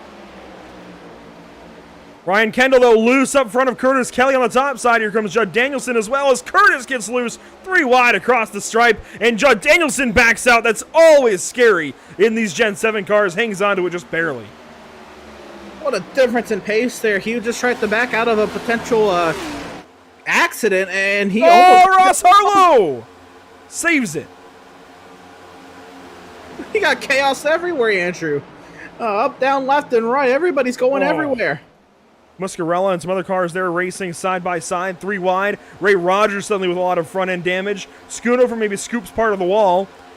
And Sean Kalis here, battling with James Kunkel. This is down in the 20s, Emerson, as our leaders are getting after it. Joe Sanchez bringing the fight to Mario Miranda. Sanchez is on it, but is this short run pace, is this long run pace? We'll have to see if he can maintain this. He's going to dive it down to the inside, and can he pull off the slider? Miranda keeps the power down on the high side. Not clear yet. Valiant attempt, but I think if you're Joe Sanchez, sit in line. Keep tabs with car 99, just wait. Save your tires. If Mario's roasting the right rear, let him do so. Let that 99 car come to you. Let the race come to you. Will any of these guys do that? Can Warren Kalkeef maybe do exactly that?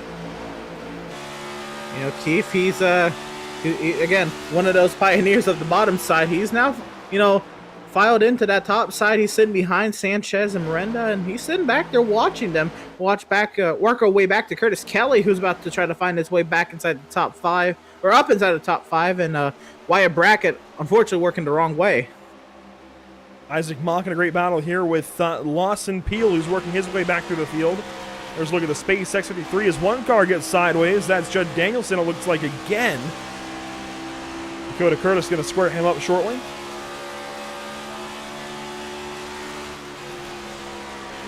So Lawson Peel working, we just saw him. But Steven Stepien still nowhere to be found up inside the top 20. That's huge to say, especially since Stepien hasn't had that many cars around him all day long. This is the first time Stepien's been back in traffic. Peel, he's been around cars all day. Lawson Peel racing here with Dakota Curtis now. Car 53 bringing the fight to car number 1 and breaks back into the top 10 as Mahar is sideways behind him, bobbling all over the backstretch. And Chris Shoemaker had a look, but doesn't make the move. You mentioned Steven Stepien trying to work through traffic. He's into 23rd position back here, following James Kunkel. And he's got a long road ahead of him. Fortunately, I think Stepien's going to wear out his stuff, even if he can't get back to the front before he really has any say at what happens at the front of the field. But right now, slowly working his way forward, up to 22nd. But I think if he's going to get back up there, if anything to say in this race, it's got to happen sooner. He's going to have one of those magic yellow thingies happen.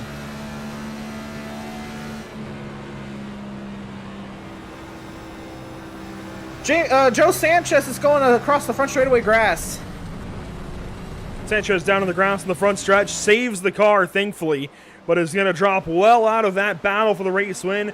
Falls behind, Ryan Kendall and Curtis Kelly. Only down to 7th spot, Emerson, but that's 3 seconds or so that he just lost. For somebody who was pressuring for a race lead, that is a huge deal breaker. That puts Warren Kyle Keefe in the prime seat to maybe size up Mario Miranda, maybe learn, maybe take notes. You just wait. You said somebody from that row with Warren Keefe and Ray Rogers might have something to say about tonight's race. Well, Warren Keefe is still up here. I've really felt good about Warren Kyle all day long. I'm not sure what it is about Warren Keefe that just makes me feel good today, but I just get a good feeling from car 42 right now. And if you look at the wins so far this season, Emerson, look at Las Vegas. The closest track to Kansas so far this season, the winner, Warren Kyle Keefe, and he's getting a big run here on Mario. Mario, a big bobble out of turn 4 that time. And Mario is on it. He's feeling the pressure now, but again, he's been feeling it all day. It's how well can he maintain it? Will he be bothered by yet another car pressuring the rear end of that 99? Down to turn 3. Our leader's still in lockstep formation. And the Rockwell Security number 42 Chevrolet is going to try and find what he can here. He nearly has it in that last lap, but I think Warren just trying to hold off a little bit longer. They've got about a second and a half back to 3rd place. They've got time to wait, especially Warren. He's got time to wait here. 60 laps to go. That last time by the stripe. Babying the throttle through 2.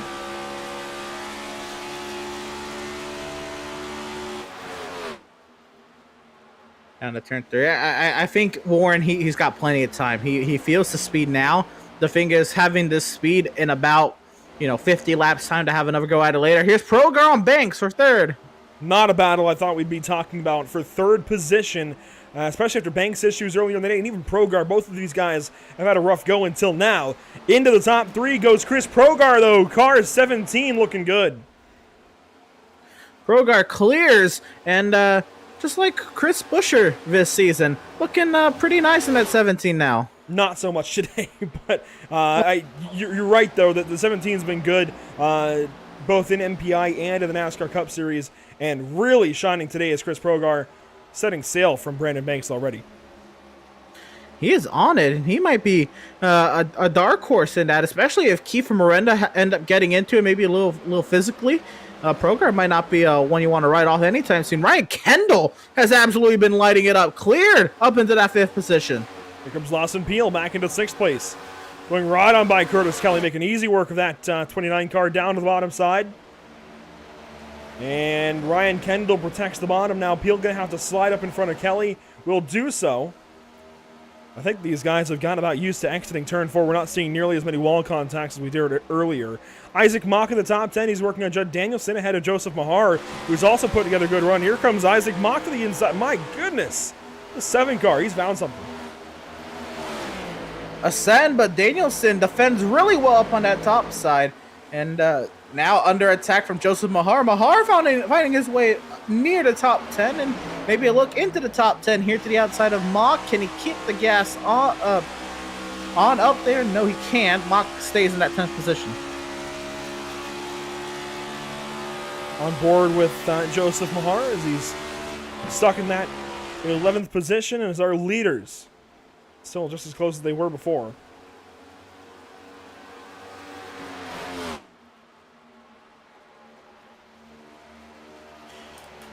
So, again, Warren Keefe here. I'm looking, Miranda's running about a half a lane, quarter lane lower than Keefe was there in the center of the corner. I'm trying to see, and I can't really tell anything's different with Miranda's driving style, but he did say in the interview he felt he probably should change something, and you can see right there he is driving off the right rear. How long can he keep that right rear happy doing that? And I mean, are these guys doing pit stops? Do we have to see a green flag pit stop? Can they go 70 laps on fuel? I know in real life the tires couldn't go that long, but the fuel may be able to go that long. And if the fuel can, then somebody's going to try. That's one thing we've learned about iRacers that drive these NASCAR stock cars. If the fuel can go the distance, they are certainly going to try. Look at this gaggle of cars. Stempian going to make it 3 wide across the stripe. Muscarella and Chris Shoemaker in this battle. And Stempian a 2-for-1 special.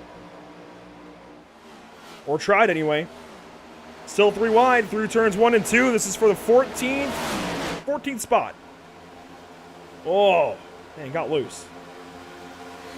It just seems like Stempian, even though he had such dominating pace earlier, he's really having to work on these guys. He's really have to battle hard for every single position. And honestly, it's looking like Lawson Peel's just flown by everyone like they were standing still. Just a tale of 2 front runners that both pitted for a lot of damage repairs on that stage 2 yellow. And Stempian did restart much deeper in the field than Peel did, as Chris Shoemaker maybe catches a piece of the wall. Justin Winters back here as well, down outside the top 15. A bunch of good cars back here. Garrett Brown, Sean Kalist, Casey Knighton, Daniel Michel. And of course, Steven Stempian. I thought Muscarella would have something better than this today. He's in 16th spot right with these guys. I'm quite surprised in a bad way that he's back here. I'm gonna have to agree with you. For somebody who was flirting with He's the top clutching. 10, He's clutching into the corner. I told you, if the fuel can go, somebody's going to try.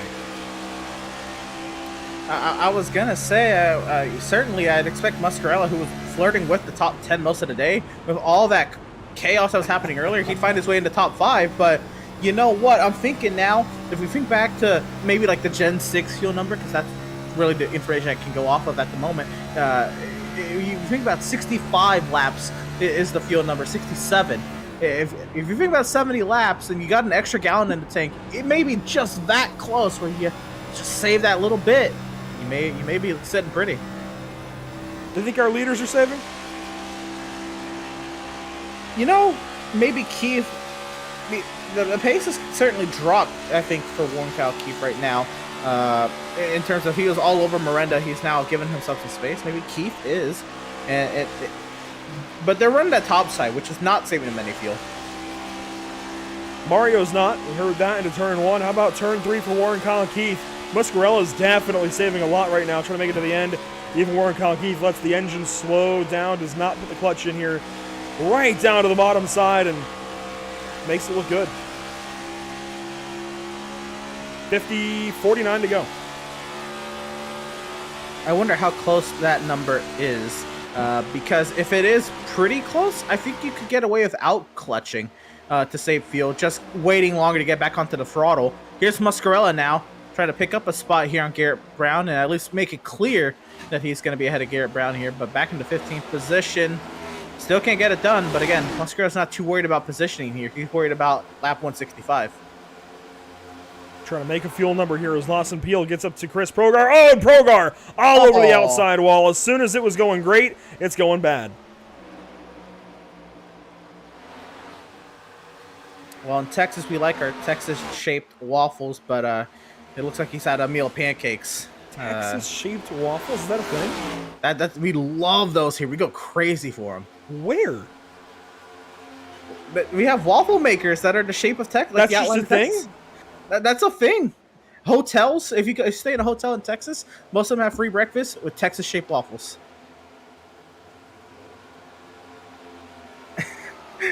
Nonetheless, Progar has pancaked the wall, and that's huge. He's still in fifth, but that's going to hurt for somebody who had a potential of being a dark horse race winner, potentially. I'm sorry, I'm still trying to compute all of that.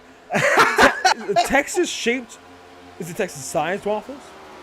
They're pretty big. If you think about like giant waffles that you get, maybe like from like a breakfast diner that isn't like an IHOP or a Denny's, if you get like giant waffles, do that, but shape it like the outline of Texas. I don't have words. But Joseph Mahar has speed in car number 19 into 9th position. And unlike Martin Truex Jr., keeping the left rear on it today. And he got close to Sanchez that time into turn 1. He continues working the bottom side. We've seen a lot of Toyotas go down low. Even a few Chevys, Brandon Banks, and especially Warren Kyle Keefe. A big send here from Mahar, but he walks up the racetrack, and he's going to have to put a leash back on that 19 and hold it back down to the bottom. We're making dad jokes today. Yeah, we are. Mahar still working on Sanchez here. This is for the 9th position. A little for the back. Isaac Mock and Parker Bland through 1 and 2. Mock down low. Bland up high. Just behind Steven Stempion. Mock comes up in front of Parker Bland, and you see Garrett Brown in the background. Joe Danielson ahead of these guys, and Dakota Curtis hanging on to a top 10 position for now. Stempion down to the bottom side of Danielson, as he just might have what it takes to work back into the top 10. I think he was counting on a yellow. And honestly, I was too. I was expecting at least one more yellow at the end of this race, and there's still plenty of time. Over 40 laps to go, but he's hoping for one sooner than later. Well, certainly, we're not going to see, right rears or left rears coming apart like we did in real life today, but we can still certainly see cars getting in the wall and others not being able to avoid, and multi-car accidents bringing out another, yellow on the speedway. But Stempion, if he doesn't get one of those, I think he might fizzle out, maybe top 5. I'll be darned. It's real. Texas-shaped waffles. Oh, yeah? I wish I could bring this up on the broadcast. Do you eat everything but where you live first? I haven't even thought of that. No, we just douse it in syrup like like any other proud American would, I guess, and have at it. Along with other things, it's not just that. You get your eggs, your bacon, whatever else, typical breakfast items. I love the analytical approach to it. James Kunkel, Bill Schoonover. This is a battle for 26th. Just recently switching hands as Casey Knighton follows these guys. Ray Rogers back here. Wyatt Brackett is... Why is Wyatt Brackett? He pitted 12 laps ago. He must have knocked the wall down and needed repairs. We didn't even catch this, Emerson. He's 32nd. He's way out of this one. Yeah, even a magic yellow thing, it might not do the job for Wyatt Brackett. But for what it's worth, Wyatt Brackett has shown great pace today, and I don't know, he's trying to salvage what he can out of this race. This is the battle here. This is the 25. They're working to the inside of the 88 of 16 of winners. 16th was I was looking for the 25 on the ticker. Yeah, Michel's been a little quiet today. We've seen Michel kind of be up in the top 5 a lot most tracks. I was expecting at least maybe a top 10 run from Michel. He's down to 17th position, kind of struggling. These guys have been locked side by side for an amount of time now, multiple laps, and they've been around each other since the drop of the green flag. Well, the most recent drop of the green flag anyways, battling here for 16th spot. Ross Harlow and Logan Sturgeon are after it. Here we go. Justin Erb, Chris Shoemaker. A lot of battling here. Let's go on board with Logan Sturgeon, who's got a great view at all of it, as he puts the position here on Ross Harlow, goes on by the damaged 5 car. Now Erb and Shoemaker side by side, 24 and 4. And Erb, he has been on it, trying to keep himself alive in this race. This is it's actually a little lower. This is around that 20th position, if I'm not mistaken. But you know how Herb has fallen. He was up there inside the top 10 at some point, and now he's just trying to hang on here with hard charging Chris Shoemaker, Harlow. You got the 26 Sturgeon, who had fun with the apron quite a few laps ago. This is it's been a rough going group back here. Meanwhile, back inside the top 10, Chris Progar, we've documented his drop through the field, Emerson, and he's about to drop outside the top 10 soon. He's into 8th with Sanchez and Curtis approaching. And he is headed in the wrong direction quickly. Yeah, he's going to be free falling. Squeeze. He's going to be dropping down the running order. Joseph Mahar has just told the entire field that he is pitting. So if drivers can't make it to the end, here we go. Potential green flag pit stops. And this is about what I would have expected, and I didn't want to call anything too early, but this makes sense. If you're going to pit in this last stage, split it in half. And you can see Kip Leasley's machine there in the pit lane, but Joseph Mahar comes in. And will he get fuel only, potentially, and try and play a bit of an interesting strategy? At least 2 tires going on. All 4. Yeah, it'll be 4 tires for Mahar, and I think Mahar needed a little bit of a pick-me-up here. And now, if drivers can make it to the end here, I guess, is Mahar kind of hoping for a yellow to happen later in the stint, or I guess what's Mahar's game plan He's here? open to go green. If you pit here, you're wanting to go green, for sure. Certainly. I guess hoping that everybody who's trying to save fuel can't make that number, and Mahar will make it a smooth pit exit. Here goes Stemping in that battle. No, that's that battle we're on 20th position. So he lost a lap at about a half almost to our leaders. So that tells us the delta now, as some more drivers going to look towards the safety of pit lane and the strategy of pit lane. Certainly, he's the only taker thus far. So if that strategy works out, we know why. Certainly, if there's going to be any more pitters here, that the short pit of anything, what he does unfortunately have is a lot of traffic right in front of him to work through until he gets his tires up to 10. Miranda has opened up that gap. Well, actually, never mind. It's stagnated between Miranda and Keefe. Not really any gain or loss. Curtis Kelly, Steven Stempian side by side for the 6th position. And Stempian, it looks like he's going to take it away, but not without a little bit of trouble. Kelly's still side by side now. I think Stempian might have him cleared out of turn number 2. And, just barely gets in front of him as Dakota Curtis battling here with Joe Sanchez. Joe was great earlier in the day. Can't get down the racetrack as he wanted to there. And Warren Kyle Keith is in the pit lane. He got really loose out of turn 2, and he lost about 0.6 of a second to Miranda. And I don't know if that Chris fuel Shoemaker in as well. I don't know if Keith was going to come in to pit this entire time, but certainly after he got loose there, he was on the bottom side of the racetrack and figured he was coming, and here he comes. So Warren Kyle Keith, the first of the leaders to come down to the pit lane. Yeah, Miranda covering the undercut. So now we find out who's committed, like Alex Muscarella. More cars are in. Lawson Peel. And you know what? Miranda kind of got saved. That Keith had a moment out of turn 2. Kind of bought him some extra time. Even though Keith short-pitted him. Lawson Peel is in as well. He's been on a tear through the field. And I think Peel's been able to do that because he understands those tires don't have to go an entire stint like they had to earlier. Warren Kyle Keith slides it behind Chris Progar. This is down around the 29th position. Miranda's still in the pit lane. In fact, still in the pit box. Now he's been released. One car pitting at the bottom. Dakota Curtis with the racetrack right in front of Warren Kyle Keith. Oh, that might have just ended his strategy attempt here, as those two, well, now 3 go 3 wide across the stripe, and he's definitely not catching Mario Miranda now. Unfortunate. He had a full head of steam up there. I don't know. Curtis had no idea he was coming, or Curtis was just plowing tight. But nonetheless, Keith had to at least crack the throttle. Miranda's up into 5th gear already, up in turns 3 and 4, and current race leader Kendall's in now. Brandon Banks, a beautiful view of his car up on the jacks. He'll be released. Joe Sanchez into the pit lane. Ross Harlow. John Danielson in for service. Casey Knighton Ryan Kendall there right in front of us. Pit lane's a busy place.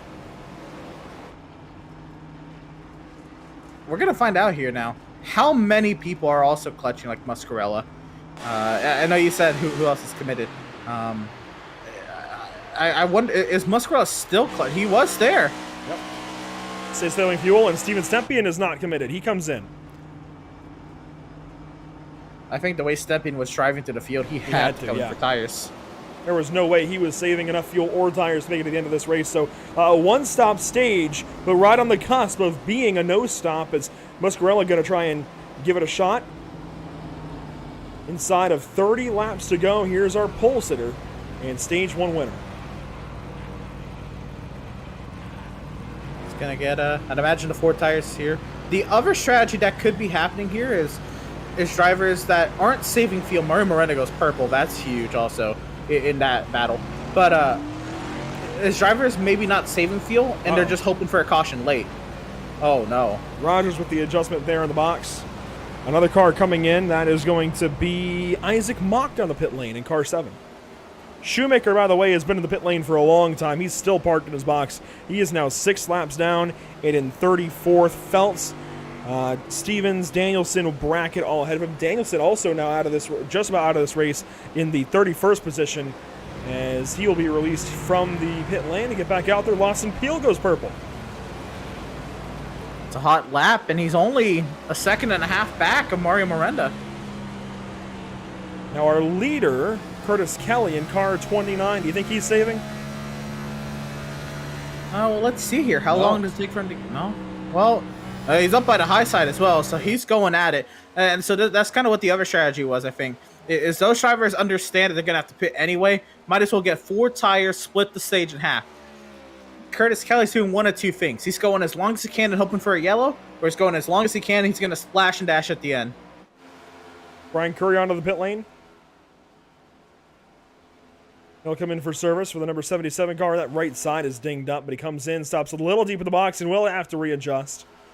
I think iRacing should work on the allowances, let them pit a little bit deeper. NASCAR gives you the full width and length of the box. I think that would be a little nicer to these guys, certainly. Progar coming in. And Chris Progar, he stayed out there a while with that damage. You'd think with the damage, he'd come in earlier. But maybe hoping for a yellow to maybe get more of that damage repaired. I'd imagine he's not going to get much of his damage repaired in a green flag pit stop. Progar, he's gonna fall quite a bit down the running order. Parker Bland, Sean Kalis here for 5th. Justin Erb in the pit lane. James Kunkel down to the pits. Garrett Brown currently 2nd under this green flag run. Alex Muscarella in 4th. Muscarella has a little over a second out of Daniel Michel as more and more cars come down the pit lane. Only about a dozen that, I think under a dozen now, that have not pitted just yet. Curtis Kelly, Garrett Brown, Daniel Michel, Alex Muscarella, Sean Kalist, Parker Bland, Logan Sturgeon, Bill Schoonover, Austin Shoemaker, Cody Kinsey, and Brad Fulham that have not pitted. Do we think Garrett Brown is potentially saving? If he's saving on the high side, that's not a smart move. But Garrett Brown, it's been an intriguing race for him. I could definitely see an oddball strategy coming out of this car, and No it's clutch. not no clutch. No clutch for Michel. So what I'm starting to think here is, now, does Muscarella have enough of a gap that built up over Miranda that even if he can go all the way to the end, that he's going to stay in the lead? And it's 15 seconds. And he's got just over 20 laps to hang on to that, with Miranda going full song, full speed. And Muscarella is turning 32 nines, 33 O's. Miranda's lapping at a 31.8. By all intents and purposes, definitely Miranda should catch him, but it may still work out for Muscarella. Consider where he was. He was deep around 15th or so, if not around 20th. This could still be effectively a win for Muscarella to save some points. If he wasn't going to do it on speed, to do it on strategy might not be a bad call. Certainly, Muscarella, again, he's put together some good runs recently. This would be just something in order to maybe kind of maintain that momentum, especially with the rough day he's had so far. I know he's been up inside the top 10, but he's just kind of getting into it with cars that were damaged, losing some top 10 positions earlier on. So I think a good run for him here would be trying to hang on here. Miranda's now already, within 13 seconds of Muscarella? He is on it.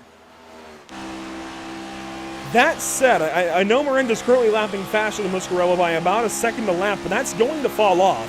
How quickly, I don't know. But these tires will eventually start to degrade. In fact, with 20 laps to go now as Kelly gets to the start-finish line, these tires will not hang on. Parker Bland coming out of the pit lane.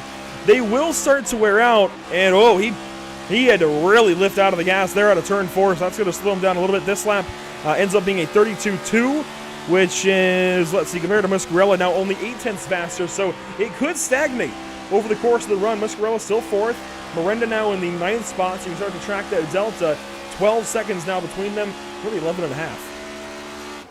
Certainly a couple of things with that. Also, Muscarella, even though he's saving fuel, he's running the shorter way around the racetrack, which helps his case out a little bit. Also, Miranda potentially can get involved in a battle for position, which could definitely hurt Miranda's pace of trying to catch Muscarella.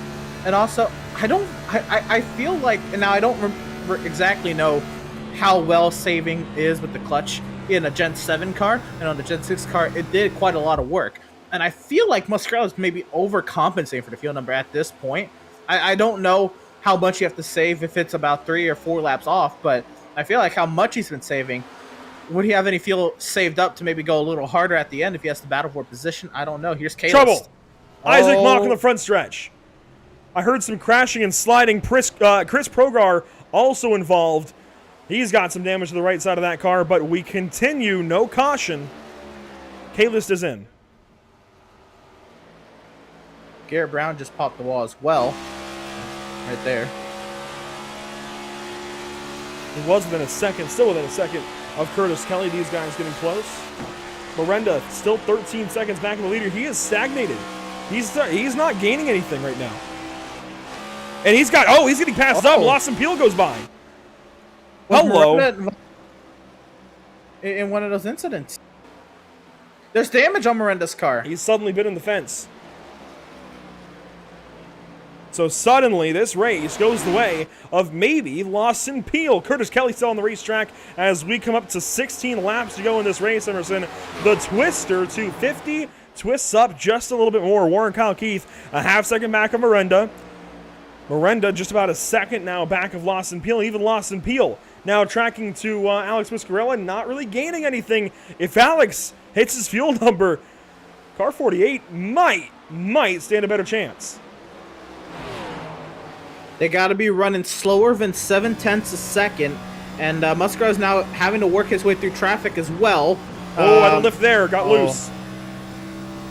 This is huge. Muscarella's having to deal with a lot of things. First of all, meeting the fuel number. Second of all this traffic. Third of all, keeping his car under control. And fourth of all, maybe some faster cars coming up from behind.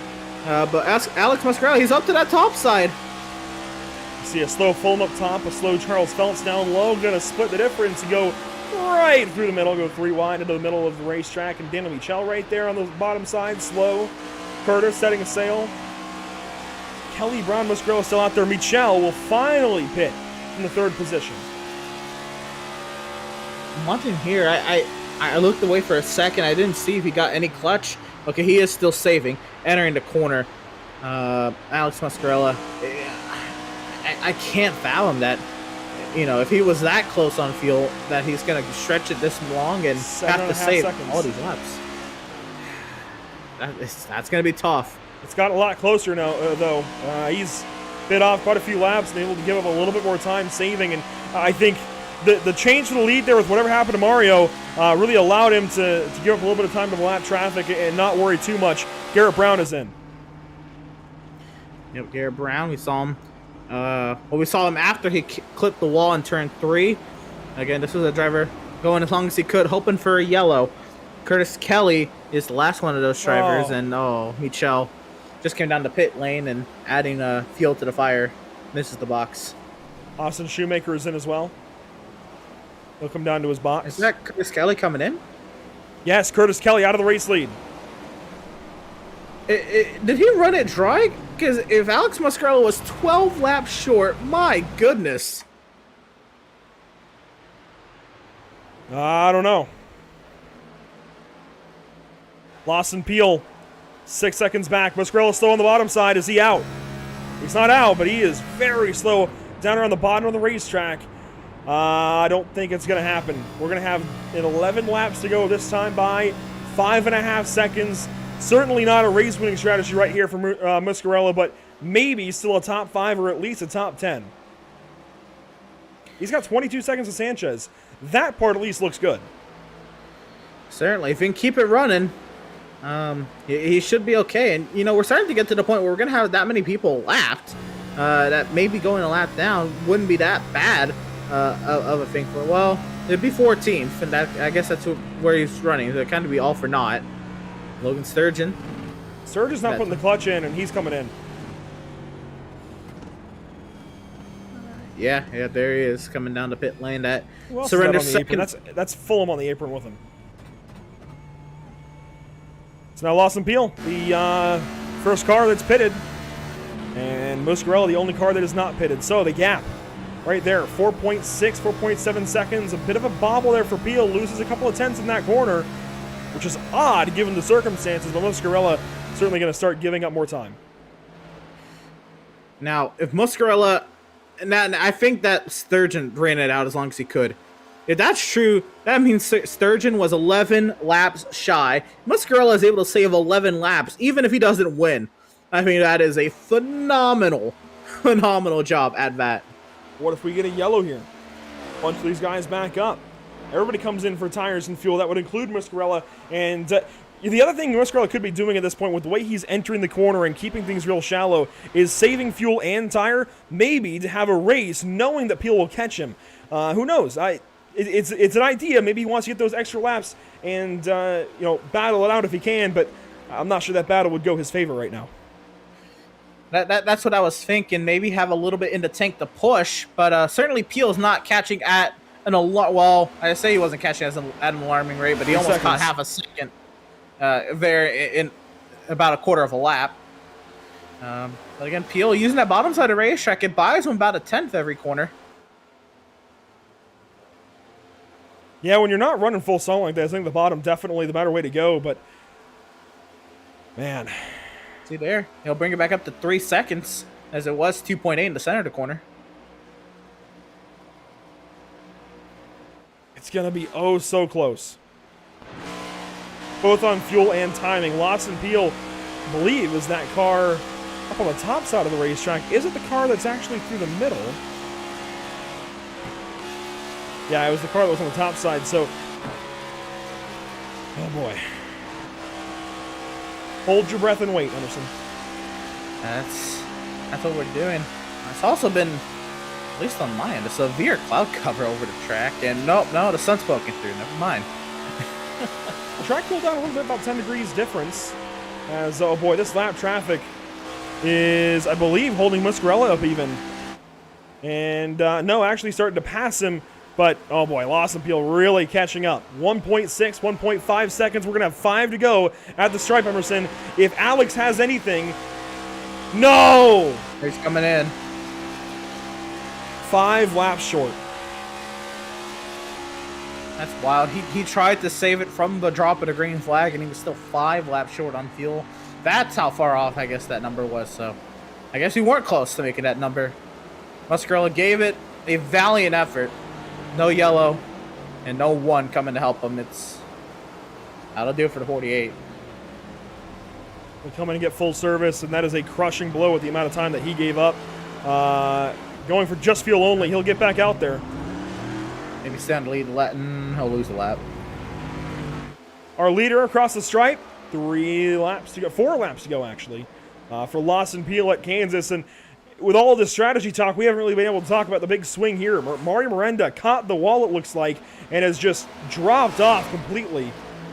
Gave up the race lead to Lawson Peel, and Lawson has set sail from there and just absolutely has not looked back. A fantastic third stage from Lawson. He gave a little bit of pressure early to Mario, then swayed back a little bit, fell off just the tiniest until the round of pit stops. They pitted on the exact same lap, and Lawson was just able to take advantage when he needed to. And this all is going to go back. Obviously, part of it is Miranda catching the wall. But this is going to go back to Peel pitting for that damage, or staying in the pit lane for that damage at the stage 2 yellow.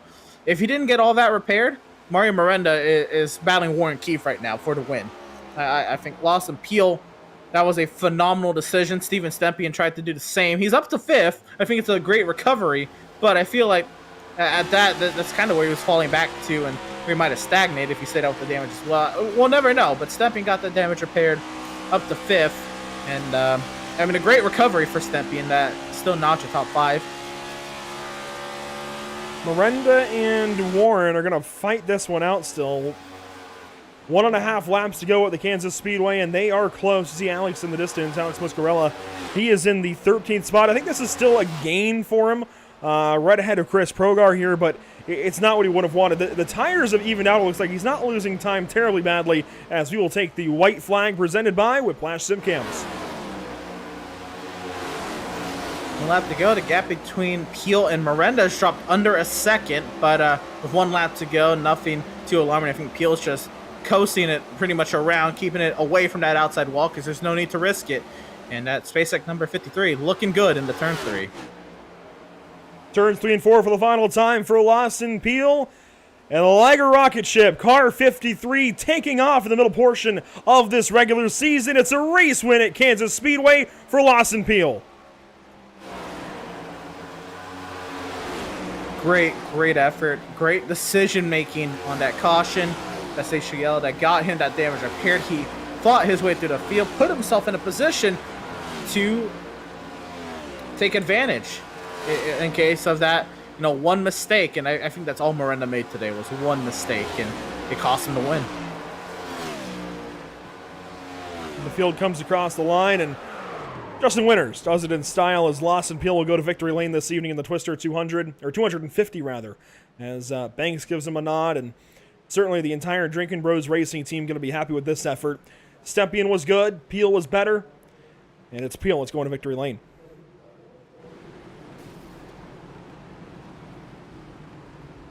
Well deserved, and again, I can't help but think back to that Coda interview where, that win at Coda kind of excited him, ignited a spark under him for this season.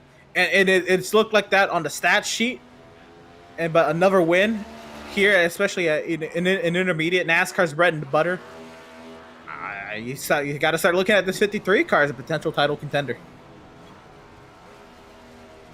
Definitely not a bad option if you're pulling for a driver to go for a championship run. I think Lawson Peel has to really be considered. He's won the only road course race so far this season, arguably dominated still by Mario Miranda, but Lawson Peel looking better and better. His stock rising certainly significantly here in race number 12 at the Kansas Speedway. Let's go ahead and see if we can organize this with Lawson. Really, really good day of racing for him at Kansas. And Lawson Peel, race win number 2 now on the season in race number 12. First, we thought Coda maybe just a bit of right place at the right time, took advantage of the situation. Now, starting to look like you're racing for a championship. Oh yeah, that was a lot of fun. I'm just really thrilled that it stayed green all the way to the end there, because you give me a long green flag run in an oval and I got a lot of confidence. So I made a real dumb mistake there and hit the wall on, I believe, the first lap coming out of 4. And, I elected not to fix it at the first stage break because I just wanted to keep the track position. Second stage, Mario got up there and took the lead. And, it wasn't slowing me down too much, but I knew just from the way it was driving that it was affecting me. And so at the beginning of the third stage there, Steven Stempian and I both elected to fix our damage. He got the wall a little bit in stage 2. So, we went back there, and I thought for sure there'd be a caution at some point in stage 3 where, maybe I could get some spots, reset, get some more, but it certainly didn't happen. I drove from 22nd place all the way up to P1 with no caution over the course of those 2 runs there, so I'm thrilled about that. This car is tough, it's tight, you got to manage the tires, but man, I love this track. I did a lot of AFIX this week, got a lot of practice in, and this is what I was waiting on, just a long green flag run on an oval to be able to see what I could do, because I felt like I would be the best car in a long run. So And a return to a more traditional oval, one of these intermediates. We've had a wild run to this point, especially these last few weeks. Talk about Talladega, Bristol Dirt, even Coda, Richmond, and Dover, Darlington. A lot of really crazy racetracks the last few weeks. We get back to a little bit of normalcy right before our All-Star race break next week, and it's you going to victory lane. Does this spell good things then for the rest of the season? I mean, this is the bread and butter of the NASCAR schedule that transfers into this MPI Cup Series schedule, and you're going to victory lane on really a cookie-cutter racetrack. Yeah, this was the part of the schedule that I was just sitting back waiting for about the past 6 weeks or so. All of those tracks he named off, great tracks, but, I like the ovals, man. I was ready to get here to Kansas, and, I think we got some more ovals coming up. We're going to have, maybe Texas and Charlotte coming up, and, heading to some more. So I'm really looking forward to those. And, if they stay green like this in that third stage, and I don't make mistakes, I feel like I'm pretty good. So I feel like I can outlast these fast guys on a long run. And, I'm not good at restarts. I hate restarts. I don't like just sending it in there like a lot of these guys are willing to do. I like to just kind of chill, save my tires, and show it on the long run. So I was fortunate to be able to get that opportunity here tonight, and, really fortunate that it worked out. How refreshing is that as well, to have this long run go, to fruition, to have this strategy come into play, the long run speed matter? Yeah, it was awesome, man. I want to thank everybody in the race for, keeping it green there in that third stage, because we only had 3 sets of tires tonight. So, hypothetically, a caution comes out with 20 to go there. After we've burned our last set, what do? We're at a tremendous disadvantage because you had these guys stretching it that would have had an extra set of tires, if we would have had a caution. All of those guys that had to pit in the final 10 laps or so, if we would have had a caution, they would have had the advantage with fresh tires. So I was really nervous about that. When I got the lead, I was just sitting there praying we weren't going to have a yellow, because I did not want to reset for a restart, because it tends to be when things go bad for me. Well, you're spared by the yellows this evening, able to allow this run to go to fruition. But what was it that just gave you this opportunity? Mario dominated that last stage, dominated stage number 2, and it was one incident, and we caught it maybe on the tail end. What happened there that gave you this lead? Well, if I wouldn't have gotten the wall on that first lap, I like to think I would have been right up there the whole time. Steven Stympian was really fast, and he got the wall a little bit too, and I hated that for him. But, if I wouldn't have made that mistake, I would like to think that I could have just stayed up there the whole time and not allowed him to get out there like that and have to chase him down. But so we were coming through 3 and 4, and he seemed to get sandwiched in between a couple of lap cars, and had some contact with, I believe, Austin Shoemaker off at turn 4. Ended up sending him down through the grass, and it cost him a lot of speed, and I just motored right on by. It's race win number 2 for Lawson Field tonight. Congratulations, buddy. The Twister 250 is yours. I appreciate it, man. I want to thank all my Drinking Bros teammates, Brandon Banks, Steven Stympian, Joe Sanchez, Daniel Michel, and Cody Kinsey. Man, I have a blast running in here with them. Thanks to all the MPI guys for putting on the league. Thanks to everybody in the race for, running smart and clean tonight and keeping it green at the end. Thanks to you guys for putting on the broadcast. It was a lot of fun. That's Lawson Field with a race win this evening at the Kansas Speedway. Emerson, definitely a lot to talk about there with Lawson Field going to victory lane this evening. And I imagine a lot to talk about with Mario Miranda after a quick break. But first, let's go through our race results this evening from Kansas. Not official yet, but not sure there's too much that's going to change. Lawson Field goes to victory lane by 9/10 of a second over Mario Miranda. Another 4/10 back toward Kyle Keith, who's just not able to fight for that spot at the end. Then Brandon Banks, Steven Stympian notch top 5s over Ryan Kendall, Joseph Mahar, Joe Sanchez, Dakota Curtis, and Ross Harlow. An impressive top 10 for some of those guys.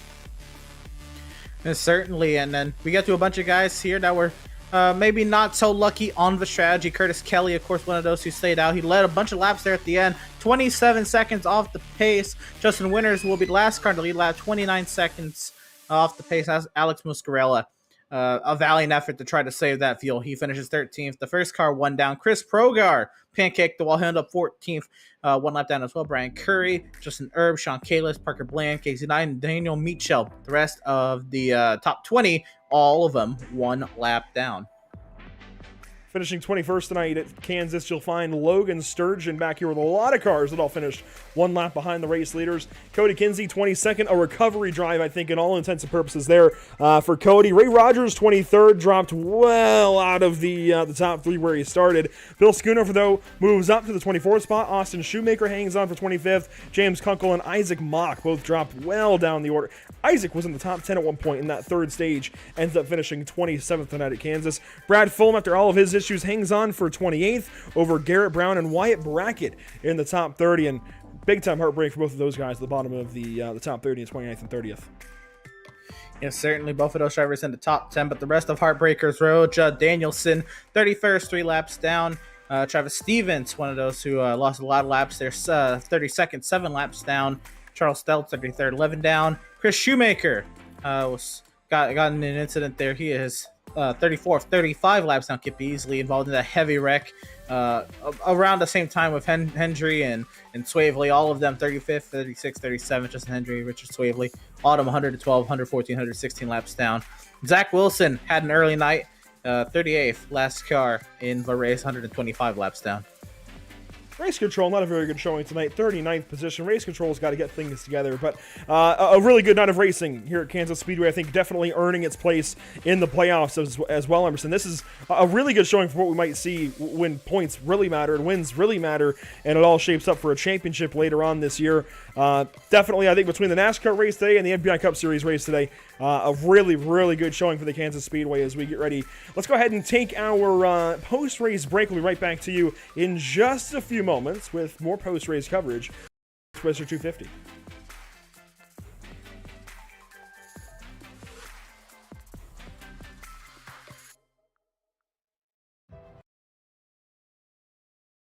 Have you found Sound yourself Art trying to hide your introduces joy an because you're entirely new unhappy way with to your listen teeth? Your smile is the first feature noticed in an interview, on a date, or in family photos. We want you to be able to shine bright as your best self, and our teeth whitening system is the perfect step toward restoring your confidence. What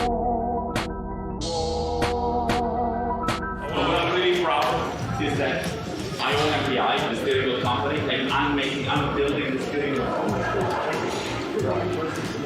This is my creation. This is yours. Yes. It's so sexy. The steering wheel, it's a very unique thing. It's shaped on the hand of Scott Dixon. His hand. Yeah. This grip has 27% more grip feel than suede. Scott in the race is gonna make less effort when he drives. When you're in the car, it's like lifting, it's like having 40-pound dumbbell like this, maybe more in the car. For how long? 3.5 hours. You know, average heart rate in the car, never below 150.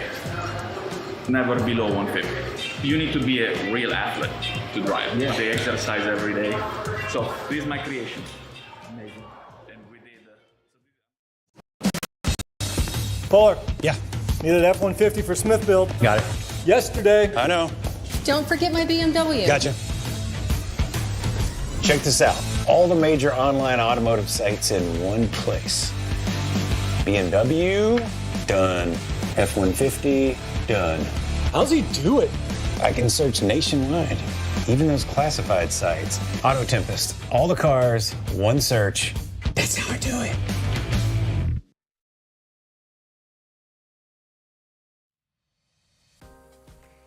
You get a look there at Victory Lane this evening, populated by a 53 car Lawson Peel taking win number 2 on the season for the Drinking Bros Racing team in car 53, and doing it by just over 9 tenths over Mario Miranda and Emerson. It did not ever look like it was going to go that way until the last 15 laps or so, maybe last 20, when Lawson Peel was able to take advantage of a small mistake, a small issue for Mario, one of few tonight, and Mario Miranda is alongside to give us his thoughts. Right, and we have arguably the dominant driver of the day, Mario Miranda. You underwent a lot of pressure throughout the day, but unfortunately, looks like you got caught up in an incident of a couple lapped vehicles there that unfortunately ended your day competitively. What happened?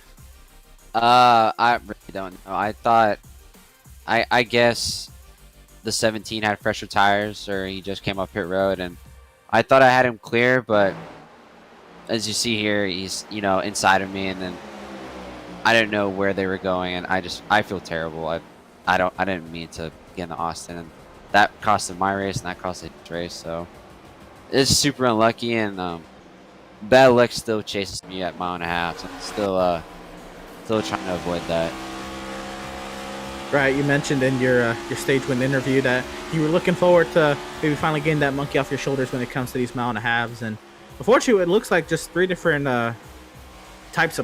rates of pace here through the corner that kind of catches everybody off guard, and unfortunately, just the slightest bit of contact that sent it to the grass. It's actually our first time watching it too, because we just implied that there was an incident with flappers, but we didn't get to see it, unfortunately. But you led 88 laps today at a track you think of pretty well. How do you go? I guess how do you move forward from this with all that now in your back pocket? I guess the midfield battle and points wise, or I guess the upper top 5 is starting to get really close between me, Lawson, and Stympian. So I just have to week in and week out focus on just playoff points. They'll keep me ahead, especially the stage wins. Those come in clutch later in the season, especially I learned that last season. So I just have to stay consistent, and like a race today, keep the car clean with avoid any kind of contact or conflict. Well, again, there's obviously a lot of thought in your mind points wise. Coming up next, we have the All-Star race. How are you looking forward to that? I mean, I thought we were running the Indy cars, the current ones, because they brought it up to us, and I was like, oh, that's not too bad. I do IndyCar every once in a while, and then I was told it's the legacy one, so I've never driven that one before. But it's an all-star race. It's a fun race. Enjoy yourself on the track. So I'm looking forward to it, and I gotta try out my paint making skills, I guess, on an Indy car. I hear those open wheel cars, any open wheel car, is very difficult to paint. So I wish you the best of luck there. But at that, you still ended up with the second place finish. 88 laps led today. Great run for yourself and the Burnt Rubber Media number 99 Toyota Camry. Mario, congratulations on your second place finish. Congratulations on your graduation and the safe victory earlier. And yeah, man. Alrighty, thank you guys. Appreciate it. Driver number 99 coming up one spot short of the spot he was in for so much of the race. And coming home over car 42 that I honestly just had a really, really good feeling about today. Won at Las Vegas earlier in the season. I think had race-winning speed for much of this race, but Warren coming up short when it came to lap 165. What happened out there? Yeah, I mean, we had a great car. It felt good. Really had some good speed. The Rockwell Security Target Chevrolet was just a little short, but that's I'll take this third place over the last few weeks we've been having, so I'll take this as a win. But yeah, the biggest thing that killed us was we didn't have short run pace, especially compared to Peel and Miranda. We had a little bit of a longer run speed with the car, and it was just long enough there. It's just short enough, I should say, that we just couldn't get it into a groove. We were slowly catching Miranda, slowly catching back Peel, but as they say, too little, too late. But yeah, third place, and we'll take it. This has got to feel pretty good, getting back up on the horse and actually getting some laps complete this week, and actually making it through stage 1, stage 2, and having a good chance. And I think even last week you were pretty good, but didn't quite get the full, I guess, potential out of your run. Today it felt like you were able to actually perform back to one of these, as Kyle Busch might say, real racetracks. Yeah, I don't know. I guess the commentators weren't really talking about me much this week. All right. Yeah. All right. No. But seriously, we handle these mile and a halves really well. Vegas, we won it. So this just solidifies that I have the mile and a half package down. But these short tracks, man, these, especially some of the other tracks where you actually have to shift a little bit, it takes me back to the IROL with the IndyCar, and with these things a lot heavier, a lot more recoil in the shifting. It definitely does take a little bit of an adjusting to do, but I guess as Kyle Busch says, real racetracks. I think we got it pretty well knocked down, and I can't wait for Texas next week, even with the IndyCar, 'cause it's going to drive pretty similar, Dirty Air. Yeah, speaking of IndyCar racing, not only do we have the All-Star race next week with the DW12, but we have the IRL Indianapolis 500 on Wednesday. First off, do we see you in Indianapolis Wednesday? And second, how do you feel about, I almost said Watkins Glen, Texas next week for the All-Star? Yeah, just, schedule conflicts, unfortunately, won't be able to participate in the 500. I'd really love to. Hopefully, maybe next year we go back to a Saturday time slot with that, but really would love to run it, do a double this season again. But next week's going to be interesting. We did some testing with the TOWS cam crew, and Dirty Air is going to be huge. I mean, just massive with these cars. It's going to take a lot of getting used to for some of these guys who have never driven it, just because they are so knife edgy off the corner. With that Dirty Air, that could spell disaster for a few guys. So definitely looking forward to it. It's only 100 laps, so it's a dash to the cash, and hopefully we can bring a good target IndyCar and go win the All-Star race. Well, good day of racing here at Kansas for you, Warren. Maybe not the position that you really would have wanted, but a top 3 is definitely a good day. Congratulations on that, firstly, and best of luck to you Sunday when we see you for the All-Star race. And I think we're going to have a leg up with some IndyCar experience at Texas. I appreciate it, guys, and I hope so, and have a good week. There you go, Warren Kyle Keith finishing 3rd tonight. Maybe could have just used a little bit more in that short run, and might have had a race win, a second race win on the season for car 42. Down the line, though, Alex Muscarella nearly pulled off a really, really fantastic strategy move. Emerson, he's sporting some of your favorite colors on any race car, and nearly had one of our favorite strategies tonight. Yeah, absolutely. Alex Muscarella, you are a wild man for trying that. If it is true that you were about 11, 12 laps shy, a valiant effort, my man, for even saving 6 laps. That is tough. At that, what was ultimately the goal with the strategy, and how did that change throughout the 3rd stage? We only had one set of tires left. So I said I was going to run the tank dry, try to catch a yellow, and have the freshest tires in the field, basically. I was committed enough when I came down and did finally pit. I even just splashed and just kind of held everyone off that was coming at the end. I never could really get all the way back up to the front. So I just wanted to try something, maybe make some people sweat and make a mistake. Certainly, you had everyone, I think, thinking, is it really possible? Could he do it? I didn't actually think that you were about 11, 12 laps shy. I thought it was much closer than that. And at that, you still, again, if that's the case, that is a lot of laps to save under green flag conditions. That's huge. When it ultimately did come down to it, you got yourself 7 laps led. You were up inside the top 10 today, but it looked like the 48 just was never. I'm not talking about the first 2 stages. Just never really, happy with itself. It looked like a little nervous throughout the day. Would you say the same, or how do you feel about that? In the first stage, relatively early, I tagged the wall on the exit 2 with the corner of my right rear. And it just felt slow after that because I was sitting there trying to save my stuff and then come back through at the end of the stage. But and then I got on the wall again in the first stage, and the only stage I actually kept the car clean was the 3rd one. So it was just kind of once these things get right side damage, they just get really nervous. But yeah, I just, was just kind of throwing it at the wall and seeing if anything stuck. So. Well, certainly it was a wild strategy. You tried, you got yourself 7 laps, led out of it, and you made everybody call your name out in that 3rd stage for a long time, Alex. I think it was a valiant effort, a good run for you. Nonetheless, 13th place finish doesn't really signify how this 48 ran today. But yeah, looking forward to next week. Should be a lot of fun in the All-Star race. How you feeling? I haven't really ran the Indy cars on here. Other sims, I'm good with Indy cars. I don't know. It's kind of just, it's probably just going to be Dirty Air Fest and just, yeah, I don't know.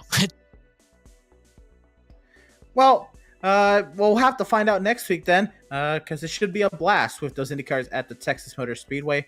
Nonetheless, Alex, congratulations on the great run today, the laps led, and yeah, a decent little run, I'd say. Best of luck to you in the coming races and the All-Star race, and yeah, appreciate your time. Yep, thank you guys. Alex Pasquarello, a really good showing here at Kansas, and nearly had what could have been a strategy we might have talked about for some time here in the MPI Cup Series. So close to making some great things happen, Emerson, but just coming up a little bit short. That'll do it then. 250 miles racing. Done and dusted in the books, and let's see, 8 lead changes, just 4 cautions tonight, those including, one stage yellow that was actually brought out as a stage yellow, one that was organically caused and counted as a stage yellow. Not too bad. Really good night of racing. Certainly, it was a fun night tonight. We got a lot of green flag racing. Personally, I have a league race coming up here in a couple weeks with these cars at this track, so I learned a lot from my personal notebook as well. I think to pair up with the great racing we had earlier today in real life, a great 24 that we had this weekend, Andrew, I think it was a great weekend overall. We could just enjoy race cars doing race car things. Definitely would agree with that sentiment. And you can see here where we are in the schedule now. That first column, done and dusted. 12 races in the books. That means we are up next with the All-Star race at the Texas Motor Speedway. DW12 IndyCars. The Dan Weldon 12, well, maybe not Dan Weldon 12, but DW for Dan Weldon's initials there, right as the chassis was about to release. A very, very special IndyCar, I think. IndyCar chassis, I think, definitely going to long time be remembered as a very fun IndyCar. Definitely went through a lot of changes, a lot of aero kits and things. Maybe remembered for some different things in that era of IndyCar racing, but always going to be immortalized in the iRacing.com sim at the very least, and being used for the All-Star race coming up at the Texas Motor Speedway in now a little under a week. 6 days and like 21 hours or so before we go racing for the All-Star race. Then, of course, Charlotte coming up, Gateway, Sonoma, the run to Nashville, where we have a week break on PitStop TV, and we see Podium Esports take coverage at the Nashville Super Speedway. A lot of interesting tracks coming up, Emerson, on the schedule. Absolutely. You know, my eye is on both of those road courses, really. Road courses coming up, really. Sonoma and Road America. Road America being my favorite. Sonoma, good old short Sonoma. I'm really excited to see. But again, these traditional summer tracks in NASCAR, I'm looking at New Hampshire, Pocono, Indy, and Michigan. I'm ready to see how this stage is set for that final column that, Podium will be covering, but we'll get to see a lot of great action that third column. Yeah, we're going to see a lot change, I think, between now and then, certainly for the better and the worse, potentially. For some drivers, anyways, as we get closer and closer to the playoffs and time runs out. That will do it from Kansas Speedway, though, and definitely a pleasure having the MPI Cup Series for this one. As per usual, big shout out to the MPI Cup Series partners, of course, Max Pappas Innovations, MPI, SimMax, and Auto Tempest, bringing you coverage of today's race via PitStop TV. Fantastic stuff, and Emerson, definitely not going to be any sour taste, I think, as far as a general race standpoint after this one, and we've got a big upcoming week of racing. I think going to add to a really good day, a good weekend of racing so far on PitStop TV, and one way to finish the week off and begin a new one. Yeah, absolutely. With Tuesday, we got British Sim Racers and the Trophy Tuesdays, the MX5s, 3 p.m. Eastern here in the States, but again, 8 p.m. UK across the pond. Should be a fun time. Those Miatas are going to put on a great show. The High Banks of Daytona, can't wait. The IORL Indianapolis 500 running simultaneously with Outlaws coverage at Martinsville that as well, but the Indy 500 definitely is going to be a great spectacle. It always is, because I know IORL always brings a stack to it for the Indy 500s. It's always entertaining, a lot of cars, a lot of action, and then we're in the month of May. This is IndyCar month, and we're going to get ourselves a good IndyCar fixing on iRacing before we have the rear one coming up as well. And then Outlaws, Martinsville Speedway. Max Service has a 14-point lead going into the paperclip. Nicholas Shelton. He won at Rocky. I was thinking, Seth Fitzpatrick got his first career win in the Outlaw Sim Series at Watkins Glen. Full course this past Wednesday.